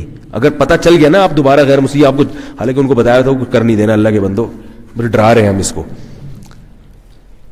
تو میں نے کہا یہ مار دیں گے آپ کو. تو وہ تھوڑی دیر کے لیے توقف کیا, لیکن واقعی دل سے ہونا چاہ رہا تھا. اس نے کہا میں دل سے ہونا چاہ رہا ہوں, میرا واپسی کا کوئی پروگرام. اور میں نے کہا چرچ جاتے ہوئے نظر بھی نہیں آنے چاہیے آپ ہمیں, کیونکہ اوپر سے کہہ دیا مسلمان ہوں, پھر جا رہے ہیں چرچ. اسلام کا مطلب ہے چرچ کا دروازہ ویسے ہی گھومنے پھرنے یا تفریح کے لیے تو ایک الگ چیز ہے. فیملی کے ساتھ چرچ عبادت کرنے جا رہے ہو, میں نے کہا اس کا بھی وہی مطلب سمجھا جائے گا. میں نے کہا میں چرچ چلا جاؤں کوئی نہیں سمجھے گا کہ اللہ نہ کرے میں عیسائی ہو گیا ہوں, لیکن آپ اگر چاہو گے نا تو اس کا غلط مطلب سمجھا جائے گا. تو 2-3 کیس میرے پاس ایسے آئے ہیں, میں نے سب کو کیا کیا, ڈرایا. اس میں کیا حکمت ہے, اسلام ایک جامع مذہب ہے, وہ اتنا بیکار مذہب نہیں ہے کہ جو جب منہ اٹھائے آئے اور جب منہ اٹھائے چلا جائے. یہ تو مذاق ہو گیا نا. جب آپ کسی ملک کی نیشنلٹی لیتے ہو تو اس نیشنلٹی کو کینسل کرنا بھی ایک آسان کام نہیں ہوتا, آسان کام نہیں ہوتا. اس لیے اسلام نے قانون بنا دیا کہ آنے میں سخت پابندی نہیں ہے, واپسی کا آپشن نہیں. بالکل اس کی مثال ایسے ہے جیسے اسلام میں حکم ہے کہ لڑکی کی شادی زبردستی نہیں ہو سکتی, لیکن جب ہو گئی قبول کر لیا, اب طلاق کا اختیار کس کے پاس ہے, مرد کے پاس. اب یہ نہیں کہ بیگم جب بھی کہے ٹاٹا کر کے میں جا رہی ہوں, میں نے آپ کو طلاق دی. غیر مسلموں میں تو ایسے ہوتا ہے, اسلام میں طلاق کا اختیار کس کے پاس ہے, بھائی آئی اپنی مرضی سے ہو, جاؤ گی کس کی مرضی سے. اس لیے یہ جو عدالتوں میں آج کل خلع ہو رہے ہیں نا, اس کو پہلے کسی مفتی سے بھی تحقیق کروا لیا کریں, ورنہ عدالتوں نے تو ایسے خلع کی ڈگریاں دینا شروع کر جیسے ان کی اپنی ذاتی بیویاں ہوں. یہ ججوں کی اپنی بیویاں نہیں ہے جن کو یہ اتنے آرام سے خلع دے رہے ہیں. آپ کی بیوی کس کی ہے, ایک ہی چیز ہماری رہ گئی ہے جو ٹیکس بھی نہیں ہے اس پہ, ٹھیک ہے, تو وہ ہم جب چاہیں گے تو ہوگی, ورنہ ایسے نہیں ہو جاتا. ہاں کچھ کنڈیشن ایسی ہیں جس میں عدالت کو بھی اختیار ہوتا ہے. کیا ایسے بچے کا حمل ضائع کرنا ضروری اور جائز ہے کہ جو الٹرا ساؤنڈ پر کسی ایسی بیماری کا شکار ہو کے پیدا ہونے کے بعد فوراً مر جائے؟ اگر بچہ بالکل معذور ہے اور یہ خطرہ ہے تو 4 مہینے سے پہلے یعنی بچے میں اگر ڈاکٹر یہ بتائیں ابھی جان نہیں ہے, دل وغیرہ دھڑکنا نہیں شروع ہوا, سانس نہیں لینا, تو پھر بچے کو ضائع کر سکتے ہیں ایسی مجبوری میں. جب بچے میں جان پڑ جائے تو پھر اس کو مارنا بالکل حرام ہے, چاہے کچھ بھی ہو, ڈاکٹر کچھ بھی کہتے رہیں. سمجھ رہے؟ ایسا ہی ہے جیسے زندہ بچے کے بارے میں ڈاکٹر کہیں کہ یہ بڑا ہو کر جو ہے نا اس کو یہ بیماری ہو جائے گی تو ابھی سے مار دو. تو بچہ جب پیدا ہو گیا تو اب مار تھوڑی سکتے ہیں اس کو, بھائی جو بھی ہے برداشت کرو. تو ایسے ہی ماں کے پیٹ میں جب اس میں جان پڑ گئی, زندگی پیدا ہو گئی, تو وہ بھی عام انسانوں کی طرح ایک انسان ہے, معذور ہے, پیدا ہو گیا, مر جائے گا, جیے گا. اب یہ کس پر چھوڑنا ہے آپ نے اس کو زندگی دینی ہے اور زندگی دینے کا ذریعہ بننا ہے. تو ہاں اگر بچے میں جان نہیں پڑی ہے, 4 مہینے سے پہلے کا حمل ہے, پھر اگر معذور ہے تو گرا سکتے ہیں. لیکن اگر معذور نہیں ہے تو بھی پھر گرانا, 1 سیکنڈ کا بھی حمل ہونا تو اسلام میں اس کو ضائع کرنے کی اجازت بولو بھائی نہیں ہے. کیا میڈیکل کے پروفیشن میں آ کر لڑکوں سے بات کرنا غلط تو نہیں؟ کسی ضرورت سے اگر بات کرنی پڑے تو جائز ہے, بلا وجہ کہہ کے لگانا, گپے مارنا لڑکوں سے تو یہ صحیح نہیں ہے. کیا اللہ تعالیٰ ہر گناہ کو معاف کر دیتے ہیں؟ کیا گناہ کے بعد اس بندے پر عذاب نہیں ہوگا؟ یہ اللہ نے نہیں کہا کہ میں ہر گناہ کو معاف کر دوں گا. اللہ نے وعدہ کیا ہے توبہ کی صورت میں, گناہ سے سچی توبہ ہی تو معاف کروں گا. توبہ نہیں کی تو پھر اللہ کا قانون یہی ہے کہ عذاب آئے گا اس گناہ پہ. چاہے تو اللہ معاف کر دیں بغیر عذاب کے, وہ اللہ کی مرضی ہے. مینسز میں استعمال شدہ کپڑے بغیر دھوئے ہم پہن سکتے ہیں, اگر کوئی نجاست نہ لگی ہو تو پہن سکتے ہیں. وضو کے بغیر ماہواری میں قرآن کی تلاوت یہ جائز نہیں ہے ناپاکی کی حالت میں. اگر کوئی شخص حافظ قرآن نہ ہو اور وہ نفل نماز میں قرآن کی تلاوت کرنا چاہتا ہو تو کیا وہ نماز میں قرآن کھول کر تلاوت کر سکتا ہے؟ امام احمد بن حنبل کے نزدیک جائز ہے. حضرت عائشہ رضی اللہ تعالی عنہا کے غلام تھے, وہ ان کو امامت کراتے تھے تو قرآن کھول کے باقاعدہ تلاوت کرتے تھے. لیکن دیگر ائمہ فقہ حنفی یا امام شافعی کی نظر میں یہ حدیثیں منسوخ ہیں, اس لیے کہ اسلام میں شروع میں نماز میں بات چیت کی بھی اجازت تھی, عمل کثیر کی بھی اجازت تھی. بعد میں قرآن کی جو آیتیں نازل ہوئیں قوموا للہ قانتین کہ خشوع و خضوع کے ساتھ اللہ کے سامنے کھڑے ہو جاؤ, اس آیت میں حدیث سے پتہ چلتا ہے کہ نماز میں کلام کو ناجائز قرار دے دیا گیا, ہر قسم کے کلام کو, حرکت کو, اس طرح کی تمام چیزوں کو. تو اس کے بعد پھر جو ہے کیونکہ یہ عمل کثیر ہے دیکھ کے تلاوت کرنا, اور پھر اس کے علاوہ ہمیں کوئی صحابہ سے کہیں بھی خلفۂ راشدین کے دور میں کوئی ایک ثبوت بھی نہیں ملتا کہ خلفۂ راشدین میں ایسا ہوتا ہو مسجد نبوی مسجد حرام میں کہ کوئی دیکھ کے قرآن پڑھ رہا ہو. تو اس لیے جمہور علماء کے نزدیک اس کی اجازت نہیں ہے. بغیر وضو موبائل سے قرآن پڑھ سکتے ہیں؟ جی ہاں پڑھ سکتے ہیں. تشہد میں انگلی اٹھانے کا صحیح طریقہ کیا ہے؟ اب یہ صحیح طریقہ یہ ہے کہ اشہد ان لا الہ پہ انگلی اٹھائیں, الا اللہ پہ انگلی گرا دیں. بعض حضرات کہتے ہیں کہ حرکت دینی چاہیے, وہ ایک حدیث سے استدلال کرتے ہیں کہا یحرک, نبی صلی اللہ علیہ وسلم انگلی کو حرکت دے رہے تھے. تو یاد رکھیں یہ حرکت دینے کا مطلب یہ نہیں کہ مسلسل دے رہے تھے, بلکہ کیا ہے کہ انگلی اٹھائی اور گرا دی, تو اس گرانے کو حرکت دینے سے تعبیر کیا. اس پر اور بھی کہنے کے لیے میں کیونکہ وقت بہت زیادہ ہو گیا ہے اور یہ اختلافی مسائل اس مجلس کے مناسب بھی نہیں ہے کہ میں ان پر زیادہ بات کروں, تو اس لیے یہ علماء کی رائے یہ ہے کہ بھئی انگلی اٹھائی اور گرا دی جائے. باقی جو حرکت دے رہے ہیں ان کو بھی ملامت نہ کریں, اتنی حرکت نہ کریں کہ وہ حرکت میں آ جائیں. ٹھیک ہے نا, جو جیسے پڑھ رہے ہیں پڑھنے دیں, نماز پڑھنے دیں. کیا مرد اور عورت کے سجدے میں فرق ہے؟ رسول اللہ صلی اللہ علیہ وسلم نے فرمایا لا یسجد احدکم کما یسجد الکلب او کما قال صلی اللہ علیہ وسلم کہ تم میں سے کوئی کتے کی طرح سجدہ نہ کرے سمٹ کے. تو اس سے بعض علماء نے استدلال کیا کہ عورتیں بھی مردوں کی طرح سجدہ کریں سمٹ کے نہ کریں, مگر یہ حدیث یاد رکھیں مردوں کے بارے میں, خواتین کے بارے میں نہیں ہے. اس پر بہت سارے قرائن ہیں, اس پر میرا ایک پورا بیان ہو چکا ہے, اگر میں وہی آپ یوٹیوب پہ سن لیں تو وقت بچ جائے گا. نبی صلی اللہ جیسے نبی نے یہ فرمایا نا صلو کما رأیتمونی اصلی, ایسے نماز پڑھو جیسے میں پڑھتا ہوں. تو لوگ کہتے ہیں بھائی جیسے نبی نے نماز پڑھی تو عورتیں بالکل اسی طرح سجدہ کریں. تو یاد رکھو حج کے بارے میں بھی یہ خذوا عنی مناسککم, حج کا طریقہ مجھ سے سیکھو, یعنی جیسے میں حج کروں ایسے کرو. لیکن عورتیں جہاں پردے کا معاملہ آتا ہے وہاں عورتوں کو ایسے حج نہیں کرنے کی اجازت جیسے مرد کرتے ہیں جہاں پردے کا معاملہ. نبی صلی اللہ علیہ وسلم صفا اور مروہ کی پہاڑی پر دوڑے ہیں, کسی حدیث میں نہیں ہے کہ عورتیں نہ دوڑیں, مگر پوری امت کا اجماع ہے کہ عورت کو وہاں دوڑنے کی اجازت نہیں ہے, کیونکہ اس میں یہ عورت کے عورت ہونے کے خلاف. یہ نہیں کہ دوڑنا عورت کے عورت ہونے کے خلاف ہے, ویسے نبی اپنی زوجہ کے ساتھ دوڑ بھی لگائی آپ نے, لیکن عبادت میں عورت کی حیا کا عنصر. بھئی ایک جنگ کے موقع پر آپ صلی اللہ علیہ وسلم واپس تشریف لا رہے تھے, تو آپ صلی اللہ علیہ وسلم نے حضرت عائشہ رضی اللہ تعالیٰ, سب صحابہ آگے چلے گئے تھے, آپ اپنی زوجہ کے ساتھ پیچھے تھے, تو آپ نے فرمایا کہ میرے سے ریس لگاؤ. تو حضرت عائشہ کے ساتھ آپ نے دوڑ لگائی, حضرت عائشہ جیت گئی اور نبی صلی اللہ علیہ وسلم پیچھے رہ گئے, کیونکہ ان کا جسم ہلکا پھلکا تھا. کچھ وقت کے بعد آپ صلی اللہ علیہ وسلم نے, جب کافی عرصہ گزر گیا, آپ کے ذہن میں یہ تھا کہ ان کو کیا کرنا ہے, ریس میں ہرانا ہے. یہ نبی کی اپنی زوجہ کے ساتھ محبت کا معاملہ تھا, جو آج کل مارکیٹ میں نظر ویسے لڑکیوں کے ساتھ دوڑ رہا ہے. ٹھیک ہے نا, کوئی بھی لڑکی کہنا مجھے لے کے بھاگ جاؤ, بھاگ جائے گا, یہ بھی نہیں پوچھتے کہاں بھاگنا ہے. کوئی بھی فون آ جائے مجھے لے کے بھاگ جاؤ, مجھے میرا میاں ظلم کر رہا ہے, میرے ابا ظلم کر رہے ہیں, پوچھتے ہیں بھاگنا کہاں ہے. ٹھیک ہے, ہمارے محلے میں کوئی فاحشہ لڑکی رہتی تھی, وہ گیٹ پہ کھڑے ہو کر ہر ایک کو دعوت دیتی تھی بھاگنے کی. وہ اتنی خراب عورت تھی. ایک آدمی تھا, اس نے توبہ طائب کر لی, نوجوان تھا, میرے پاس پھر اپنے پرانے قصے سنا رہا تھا. کہہ رہا تھا مجھے اس لڑکی نے کہا کہ مجھے لے کے بھاگ جاؤ.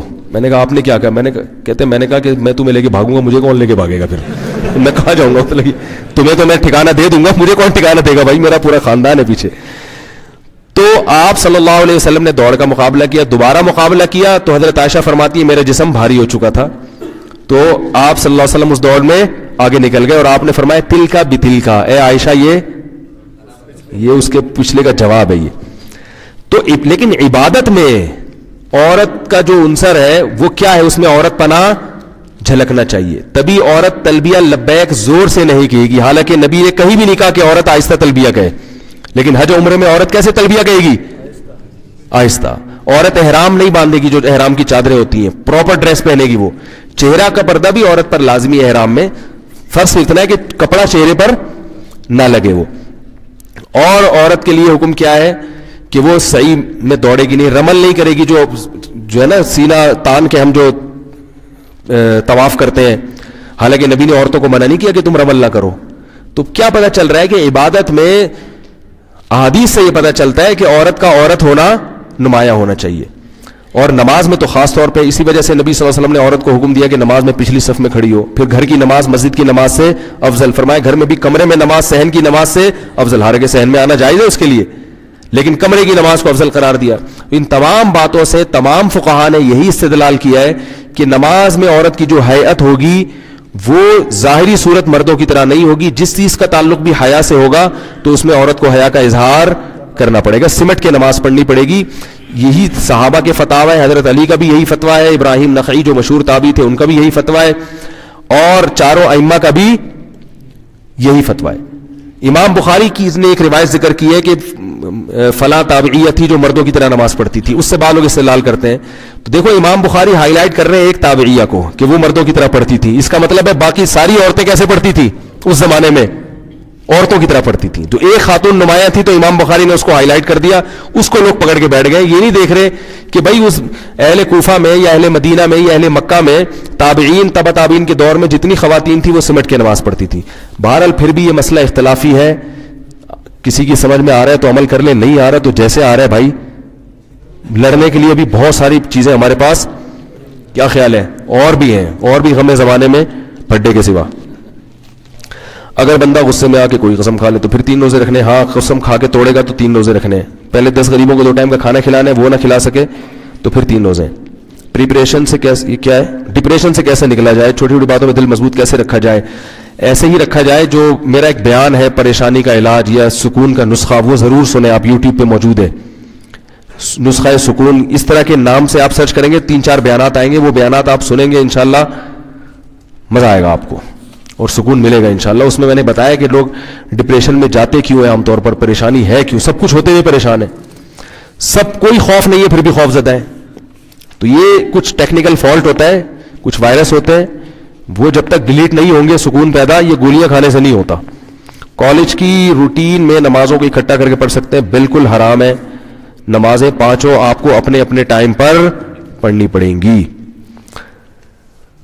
اگر خواتین ماہواری کے دوران رمضان کے روزے قضا ہو جائیں تو دوبارہ رکھنے ہوتے ہیں؟ جی ہاں, رکھنے لازم ہے. وہ اگر کوئی میڈیسن کمپنی معیاری ہے اور دوا بھی سستی ہے, ان سے تحفے تحائف وصول کرنا کیسا ہے؟ کھانا بھی کھلاتے ہیں, جائز ہے بشرطے کہ آپ اپنے جو پیشنٹ ہے نا اس کو دھوکہ نہ دیں. پھر اگر کوئی گریوی میں کھلا رہا ہے تو کھلا لے بھائی, فری پکڑ میں اگر کچھ مل رہا ہے کیا خیال ہے؟ پابندی تو نہیں ہے نا, کوئی ناجائز کام آپ سے نہیں کروا رہے تو پھر ٹھیک ہے. ویسے بہتر یہی ہے کہ اجتناب کریں, کیونکہ وہ اتنے اچھے نہیں ہے کہ فری میں آپ کو کھلا رہے ہوں اور آپ سے توقعات نہ رکھیں. وہ اسی لالچ میں کھلا رہے ہوتے ہیں, کچھ تو کرے گا نا. یہ نقاب عورت کے لیے پورا جسم ہے, چہرے کے نقاب نہ کرنے کے بارے میں کیا حکم ہے؟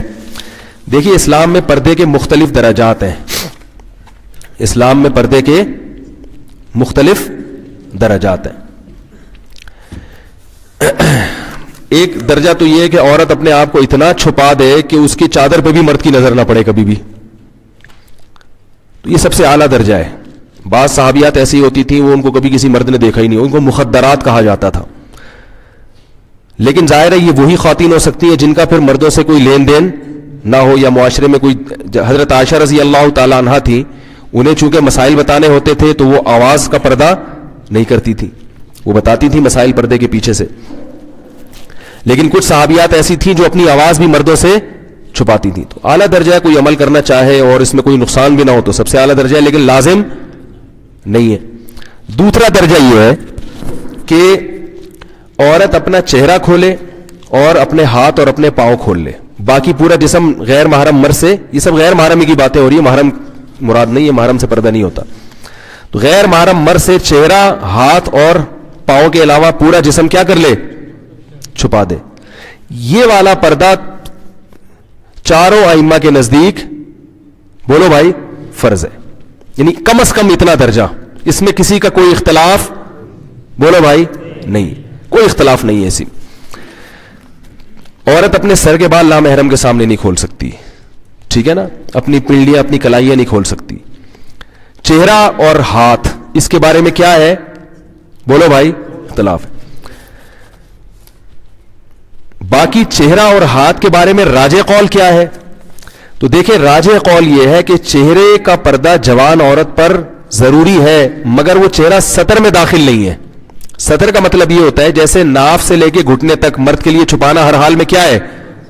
ضروری ہے نا، چاہے کسی کو فتنے کا اندیشہ ہو یا نہ ہو. یہ وہ ایریا ہے جو آپ نے بہرحال چھپانا ہے. اس کا کسی کے سامنے کھولنا مجبوری کے بغیر، علاج کے لیے ایک الگ بات ہے، عام حالات میں کسی کے سامنے کھولنا بھی بالکل کیا ہے؟ حرام ہے، جائز نہیں ہے. تب یہ جو ریسلنگ آتی ہے اس کو کیوں غلط کہتے ہیں بھائی؟ یہ نیکریں پہن کے. ایک لڑکے ہمارے شاگرد فٹ بال کھیلتے تھے، کہتے یار اس میں کیا ہے؟ میں نے کہا فٹ بال کھیلو لیکن کپڑے کیا ہونے چاہیے؟ گھٹنے آپ کے ڈھکے ہوئے ہونے چاہیے. تو یہ مرد کے لیے سطر ہے. تو عورت کے لیے چہرہ، ہاتھ اور پاؤں کے علاوہ کا جو ایریا ہے نامحرم کے لیے وہ کیا ہے؟ سطر ہے. اس میں فتنے کا اندیشہ ہو یا نہ ہو، جوان عورت نے بہرحال وہ بولو بھائی چھپانا ہے. بوڑھی عورتوں کو کچھ چھوٹ دی ہے شریعت نے، لیکن جوان عورت نے، اور 50 سال کی عورت بھی یاد رکھو جوان ہوتی ہے. بعض لوگ جوان کا مطلب کہتے ہیں کہ 19 سال کی ہو، جب تک بالکل اس کو اتنی چہرے پہ جھریاں نہ آ جائے کہ استری کرنے کی باقاعدہ ضرورت پڑ جائے. اتنی جب تک جھریاں نہیں آتی وہ کیا سمجھی جاتی ہے شریعت کی نظر میں؟ جوان ہی. اتنی زیادہ اس میں اٹریکشن ختم ہو جائے کہ کسی کو پیسے بھی دو نا تو وہ شادی کرنے کے لیے تیار ہو. جیسے ایک چٹکلا ہے، ٹائم ہے سنا دوں. وہ ایک آدمی کی شادی ہوئی، اس نے بغیر دیکھے شادی کی. اس کو بتایا گیا بھائی بڑی حسین دلہن ہوگی. جب اس نے دیکھا تو وہ تو بالکل ہی بہت ہی بیچاری بدصورت تھی. تو قاضی صاحب نے نکاح پڑھایا. تو اس نے قاضی صاحب سے پوچھا جی آپ کی نکاح پڑھانے کی فیس کتنی ہے؟ قاضی صاحب نے کہا جتنی اچھی تمہیں دلہن لگ رہی ہے نا اتنے پیسے دے دو. بھائی پہلی رات میں دلہن تو سبھی کو اچھی لگتی ہے نا. قاضی صاحب کا خیال تھا 1-2 کروڑ روپے تو ملیں گے لازم. جتنی اچھی تمہیں دلہن لگی ہے اس حساب سے کیا کرو. نکاح میں نے پڑھا ہے، اس دلہن کو حلال میں نے تمہارے لیے کیا ہے، تو مجھے ظاہر ہے تگڑی رقم ملنی چاہیے. جیسی تمہیں دلہن دلائی ہم نے، یعنی تمہارے لیے حلال کی ہے نکاح پڑھا کے، تو اس حساب سے کیا ہونا چاہیے؟ ہمارا کمیشن ہونا چاہیے. تو اس آدمی نے کیا کیا؟ 10 روپے پکڑا دیے. کیا کیا؟ قاضی صاحب کا منہ لٹک گیا، یار یہ کیا؟ تو اس نے کہا کہ بھائی قاضی صاحب آپ بھی ذرا گھونگھٹ ہٹا کے دیکھ لیں. قاضی صاحب نے جب گھونگھٹ اٹھا کے دیکھا تو 5 روپے واپس کر دیے. بولے 10 روپے بھی آپ کیا کر رہے ہو؟ زیادہ دیر. تو اگر کوئی ایسا حساب کتاب ہے، اتنی بیچاری بوڑھی ہو گئی ہے، تو پھر تو پردوں کے معاملے میں شریعت نے اس کو آسانی دی ہے. لیکن جب تک جوان عورت ہے تو یہ چہرہ، ہاتھ اور پاؤں کے علاوہ باقی جو پورا جسم ہے وہ نامحرم کے سامنے کیا ہے؟ سطر ہے. اس میں یہ نہیں ہے کہ فتنے کا اندیشہ ہے یا نہیں، وہ بہرحال نامحرم سے ہر صورت میں چھپانا ہے. اور نماز بھی اس کے بغیر نہیں ہوگی. نماز میں اگر سر کے بال کھل جائیں، پنڈلیاں کھل جائیں تو نماز نہیں ہوتی. تو نماز میں بھی جیسے مرد اگر سطر کھلا ہوا ہو مرد کا نماز میں، قمیض کے بغیر آپ کی نماز ہو جائے گی، لیکن اگر سطر کا ایریا آپ کا کھلا ہوا ہے تو نماز آپ کی نہیں ہوگی. تو نماز سے خواتین سمجھیں جتنا ایریا نماز میں چھپانا فرض ہے اتنا نامحرم کے سامنے چھپانا بھی فرض ہے سطر ہونے کی وجہ سے. باقی چہرہ، ہاتھ اور پاؤں، اس کا سطر سے تعلق نہیں ہے، اس کا تعلق ہے حجاب سے. حجاب کہتے ہیں پردے کو، یعنی اس کو اس لیے نہیں چھپانے کا حکم کہ یہ سطر ہے. اگر اس لیے حکم ہوتا تو نماز چہرہ کھول کے عورت کی نہ ہوتی. سمجھ رہے؟ تو اب دو لوگ کیا کرتے ہیں جن کو اس چیزوں کا علم نہیں ہوتا، دونوں چیزوں کو کیا کر دیتے ہیں؟ گڑبڑ کر دیتے ہیں. اس لیے پریشان ہوتے ہیں کہ یار ایک طرف چہرہ کھولنے کی اجازت ہے، دوسری طرف کیا ہے؟ چہرے کا پردہ ہے. تو یہ کیا ہے؟ تو چہرے کا جو چھپانے کا حکم دیا گیا ہے. اچھا یہ بھی یاد رکھیں، امام شافعی، امام احمد ابن حنبل کی ہاں چہرہ بھی سطر میں داخل ہے، یعنی وہ بھی عورت کے لیے چھپانا بہرحال کیا ہے؟ ہر صورت میں فرض ہے. لیکن بر صغیر میں فقہ حنفی کو فالو کیا جاتا ہے، اس لیے میں فقہ حنفی کے مطابق بتا رہا ہوں. دلائل دونوں کے پاس ہیں قرآن و حدیث کی روشنی میں.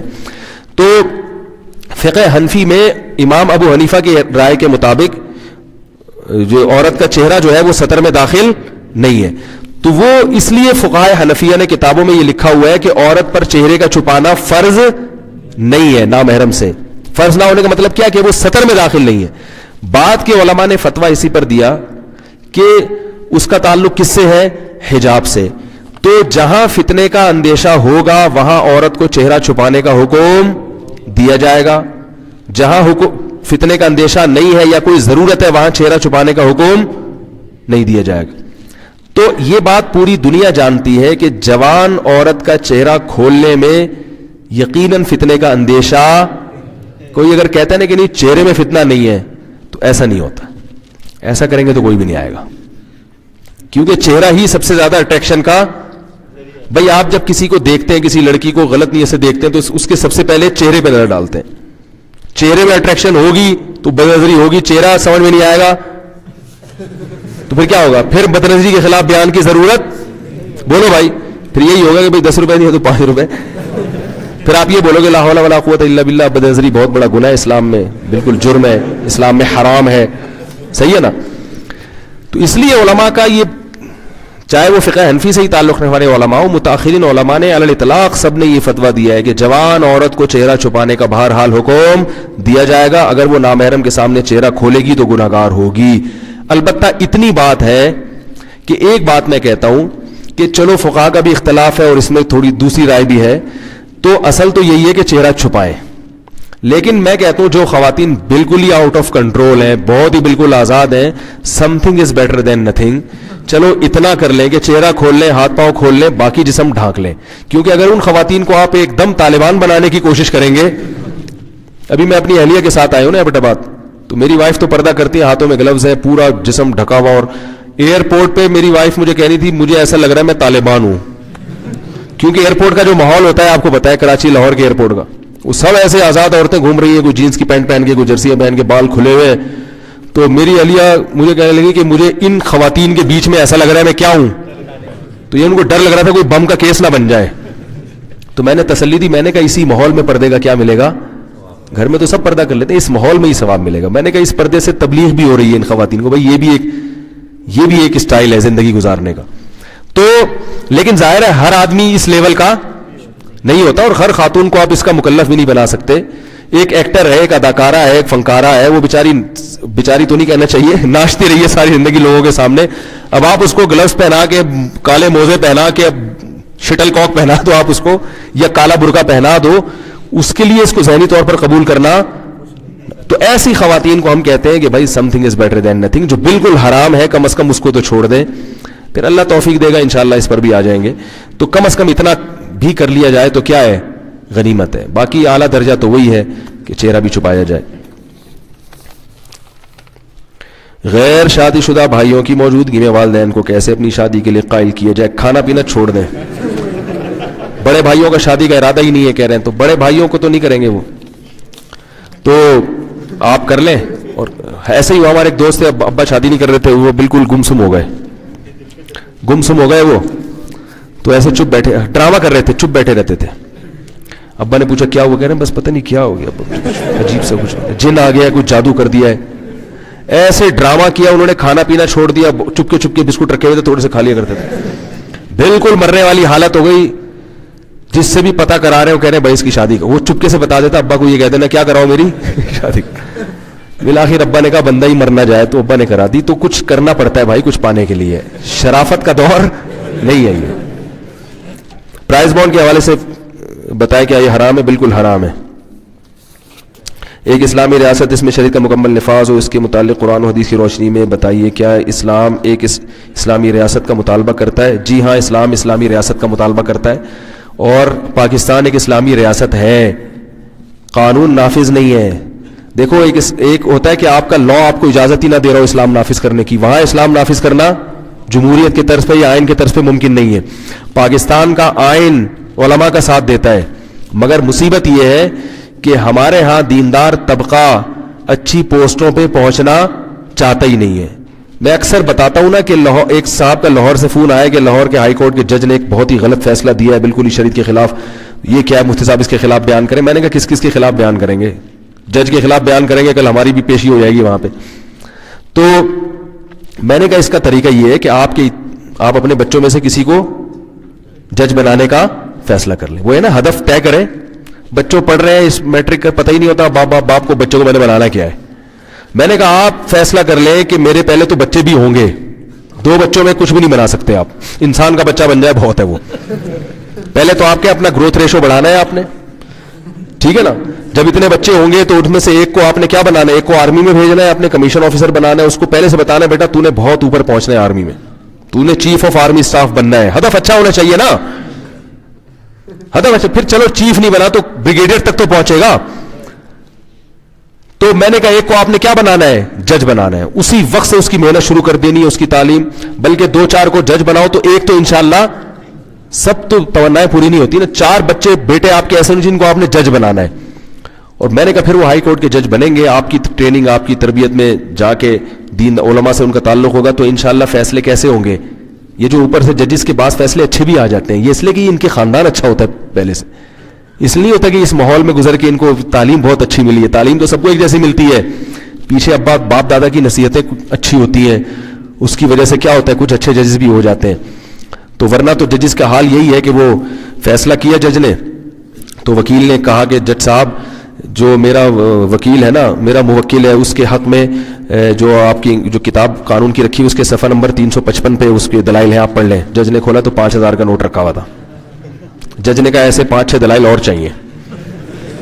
جج نے کیا کہا 5-6 دلائل اور چاہیے تو فیصلہ ہو جائے گا تمہارے. تو یہ چل رہا ہے. تو یہ دائرہ گھٹیا خاندان کے گھٹیا لوگ ہوتے ہیں.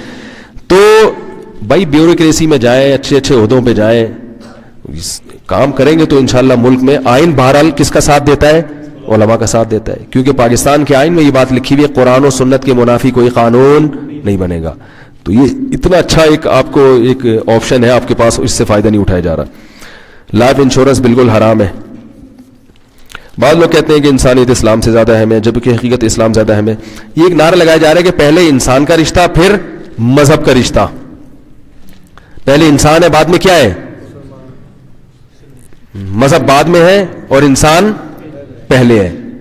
تو یہ بات اس لیے غلط ہے کہ دیکھو ایک گھر میں 5-6 بھائی رہتے ہوں, بیٹے رہتے ہوں, وہ کہیں پہلے ہمارا رشتہ باپ کا رشتہ بعد میں, یہ کوئی اچھی بات ہوگی؟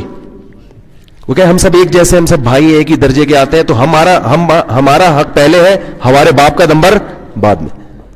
تو یاد رکھو انسان مخلوق ہے, تو مخلوق کے لیے خالق کا رشتہ سب سے پہلے ہے, مخلوق سے رشتہ اس کے جس نے بنایا ہے وہ سب سے پہلے ہے, اور بنا ہوا سب اس کے بعد ہے. تو مذہب یہ کس کا ہے, اللہ کا ہے نا. تو اللہ کا رشتہ پہلے ہے, مخلوق کا رشتہ, اس کی یہ تعبیر کیا کریں.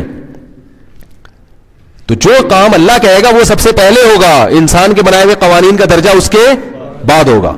اور اللہ نے کہیں بھی نہیں کہا کہ انسان کو نقصان پہنچاؤ, یہ صرف الفاظوں کی تعبیرات ہیں. جتنا اللہ انسانوں کا خیر خواہ ہے اتنا کوئی کسی کا خیر خواہ نہیں ہو سکتا. مخلوط تعلیم اسلام میں منع ہے. جی ہاں بالکل حرام ہے مخلوط تعلیم. آپ جائیں اچھے عہدوں پر, مخلوط تعلیم کو کیا کریں, ختم کریں. اسلام میں عورت کے حصول کا ایک ہی ذریعہ ہے, وہ کیا ہے؟ بولو یار, اتنا سمجھا کے 20 سال سے بتا. عورت کو حاصل کرنا چاہتے ہو, اس کو دیکھنا چاہتے ہو, اس سے باتیں کرنا چاہتے ہو, اس سے دوستی لگانا, صرف ایک ذریعہ آپ کے پاس, وہ کیا ہے؟ شادی. اس کے علاوہ اور اس کی بڑی کھلی چھوٹ دے دی اللہ نے. اسلام نے ایک طرف پابندیاں لگا دی, نظر کی حفاظت, لڑکیوں سے فری نہیں ہو سکتے آپ, اور حرام تعلقات نہیں رکھ سکتے آپ ان سے, اتنی پابندیاں. لیکن حلال میں کیا کر دی اسلام نے, چھوڑ دے دی. بتایا عورتوں کو تمہارے لیے, تمہیں عورتوں کے لیے پیدا کیا, ایک دوسرے کے لیے دور رہنے کے لیے تھوڑی پیدا ہوئے, ایک دوسرے کے لیے پیدا ہوئے. ایک طریقہ رکھا ہے کہ انسان کی طرح ایک انسان کے بچے بنو, ایگریمنٹ کر کے ان سے, ان کے ساتھ زندگی نکاح کر کے. سمجھ میں آ رہی ہے بات؟ جانور نکاح نہیں کرتے, وہ گھومتے رہتے ہیں ادھر ادھر, منہ مارتے رہتے ہیں. تم انسان ہو تو کیا تمہارے پر انسانوں والی حرکتیں سوٹ کرتی ہیں, نکاح کر کے رہو. تو نکاح کو بہت آسان بنا دیا اسلام نے, سمجھ رہے ہو, اور بہت آسان بنا دیا, زیادہ نہیں جاتا اس پر. وہ طالبات بھی بیان سن رہی ہیں نا, لڑکیاں بھی, تو وہ پھر پریشان ہوں گی, وہ اس کی بات جب آتی ہے نا تو پریشان ہوتی ہے. بعض وقت دینی یہ 4 شادیوں کی اس لیے اجازت دی ہے بھائی, ایک اچھے مرد پہ ایک عورت قبضہ کر کے نہ بیٹھ جائے, یہ خواتین کے فائدے کے لیے دی ہے. بعض معاشرے میں بڑے اچھے مرد ہوتے ہیں, ایک لڑکی چاہتی ہے کہ بھئی یہ اتنا پہنچا ہوا ڈاکٹر ہے, انجینئر ہے, میں بھی چاہتی ہوں کاش میں اس کی بیوی ہوتی. تو اسلام نے کہا بن سکتی ہو, ابھی بھی آپشن ہے, ٹھیک ہے نا. تو وہ عورت کو فائدہ پہنچانے کے لیے ہو گئی بات, بہرحال فرض ہو گیا ہمارا. بعض وقت دینی مسائل پر بات کرتے ہوئے جب حضور صلی اللہ علیہ وسلم اور صحابہ کے دور کی مثال دی جاتی ہے تو کہا جاتا ہے کہ وہ وقت دوسرا تھا, عصر حاضر کے تقاضے اور ہیں. بھائی اسلام قیامت تک کے لیے آیا ہے, اسلام نے ایسے احکام دیے ہیں کہ جو ہر دور میں قابل عمل ہو. تبھی آپ دیکھیں آج بھی اسلام زندہ ہے, آج بھی 100% لوگ شریعت کو فالو کرنے والے موجود ہیں. تو یہ غلط ہے کہ اس دور کا الگ اس دور کا الگ.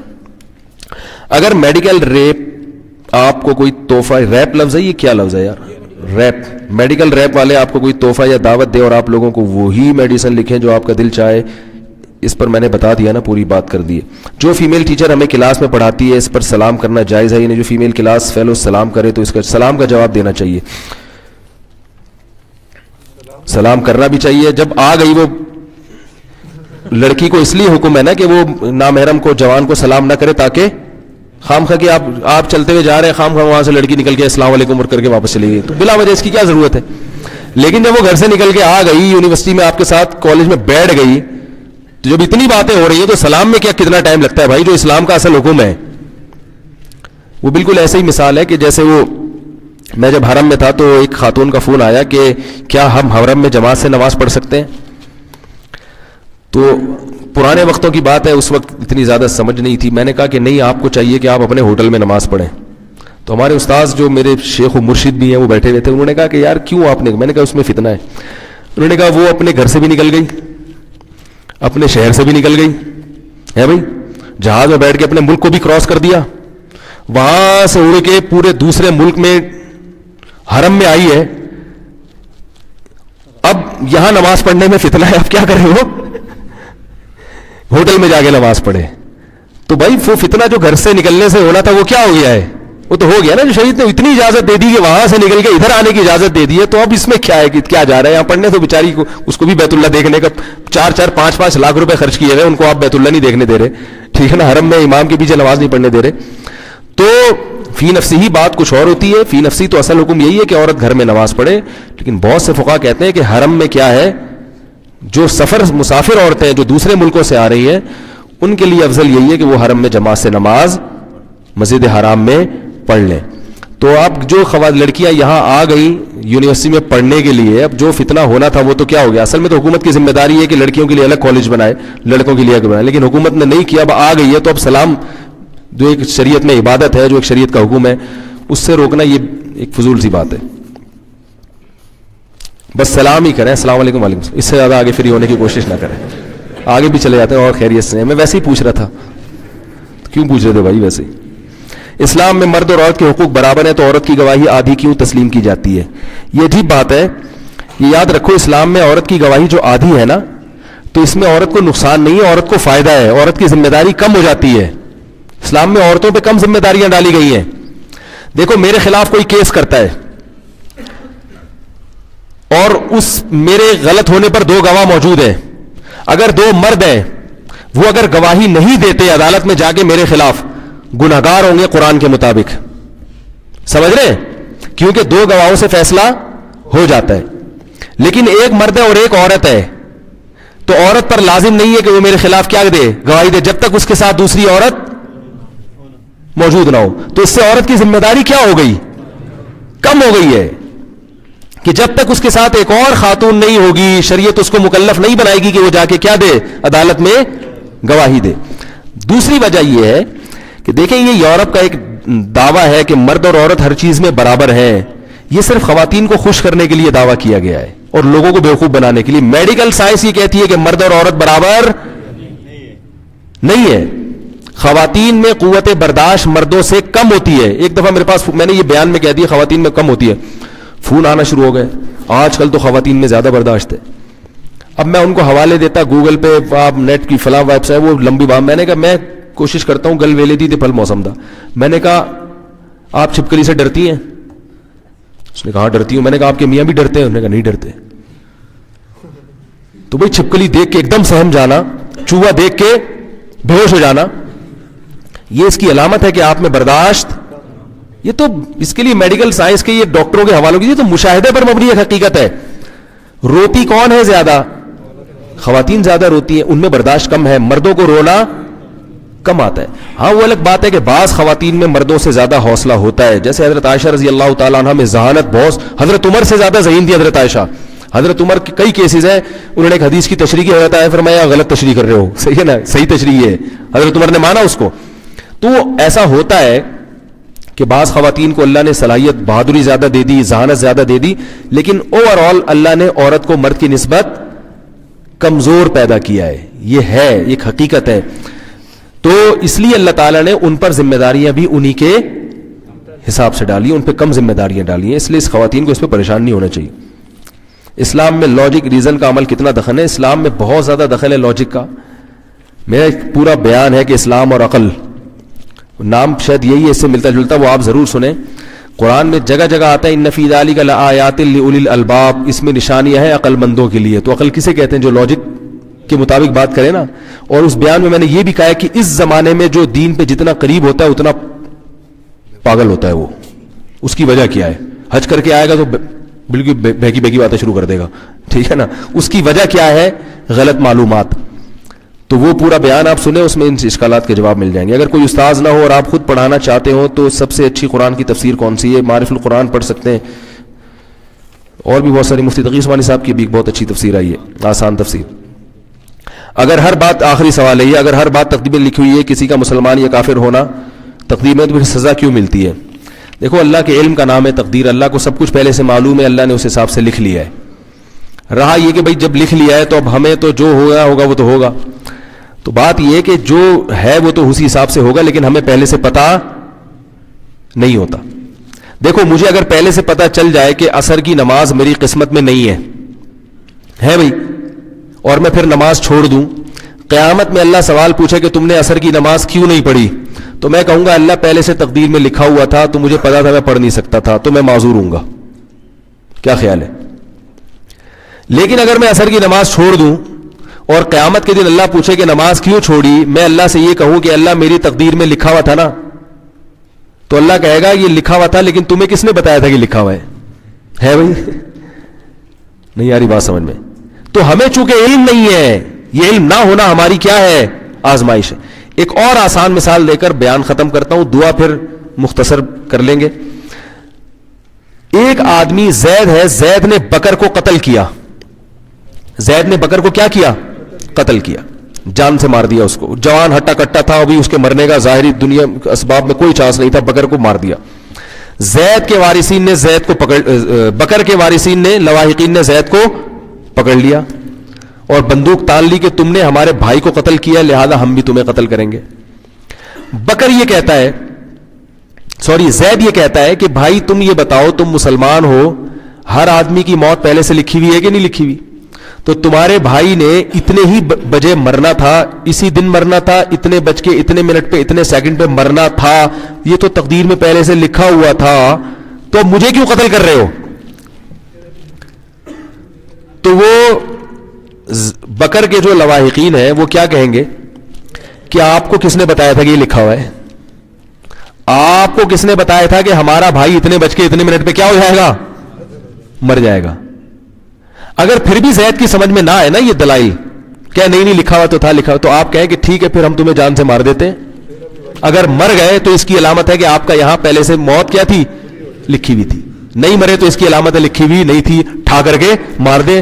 پتا چلا کہ کیا لکھا ہوا تھا؟ لکھا تھا مرنا. تو ہمیں کام کے بعد پتا چلتا ہے کہ ہماری تقدیر میں کیا لکھا ہوا تھا. کام سے پہلے چونکہ پتا نہیں ہے, لہذا چور کا ہاتھ کاٹا جائے گا, قاتل کو قتل کیا جائے گا. جو بھی کوئی جرم کرے گا نہ دنیا میں معافی نہ آخرت میں معافی, اس لیے کہ اللہ نے تقدیر کے راز پہ سے پردہ نہیں اٹھایا. کسی مقرب پیغمبر کو, کسی مقرب فرشتے کو بھی علم نہیں دیا ہے. یہی آزمائش ہے انسان کی, سمجھ رہے بات کو؟ تو اس لیے تقدیر کی بیس پر انسان معذور نہیں بنتا. سوال پیدا ہوتا ہے پھر تقدیر کا عقیدہ شریعت نے بتایا کیوں, اس کا فائدہ کیا ہے؟ جب کرنا تو وہی ہے نا, سمجھ میں آ رہا ہے. بتایا اس لیے ہے کہ بعض دفعہ انسان کامیابی کے سارے اسباب اختیار کرتا ہے پھر بھی ناکام ہو جاتا ہے. تو ایسے موقع پہ تقدیر کا عقیدہ اس کو تسلی دلا دیتا ہے کہ بھائی میری تقدیر میں یہ کام لکھا ہوا تھا ہی نہیں, بعد میں پتہ چلا نا, تو اب سوچ کے کیا کرو, صبر کرو. جو چیز ملنی نہیں تھی اس پہ کیا رونا یار. کیا خیال ہے؟ آپ بیمار ہو گئے یا آپ کے کوئی عزیز بیمار ہو گیا, آپ نے علاج کی پوری کوششیں کر لی, پھر بھی وہ مر گیا. علاج ہم کیوں کرتے ہیں؟ ہمیں تھوڑی پتا ہے کہ تقدیر میں مرنا لکھا ہے کہ زندہ ہونا لکھا ہے, لیکن پھر بھی مر گیا تو پھر ہم تقدیر کا سوچ کے کیا کر لیتے ہیں؟ صبر کے. یار جب ایک چیز تھی تو ہمیں کیا ضرورت ہے اس پہ افسوس کرنے کی. تو یہ اس لیے کہ اس سے انسان کو صبر آتا ہے, اس سے انسان ڈپریشن کا مریض نہیں بنتا. تو لیکن یہ بعد میں ہے, پہلے ہمیں سارا وہی کام کرنا ہے جو کامیابی کے حصول کے لیے اللہ نے دنیا میں اسباب وضع کیے ہیں. بات بہت لمبی ہو گئی, اللہ تعالیٰ ہم سب کو سمجھنے کی عمل کی توفیق عطا فرمائے. الحمدللہ رب العالمین والعاقبۃ للمتقین والصلاة والسلام على رسوله الكريم وعلى آله وصحبه أجمعين. اللهم إنا نسألك من خير ما سألك منه نبيك محمد صلى الله عليه وسلم ونعوذ بك من شر ما استعاذك منه نبيك محمد صلى الله عليه وسلم. أنت المستعان وعليك البلاغ ولا حول ولا قوة إلا بالله. صلى الله تعالى على خير خلقه محمد وعلى آله وصحبه أجمعين.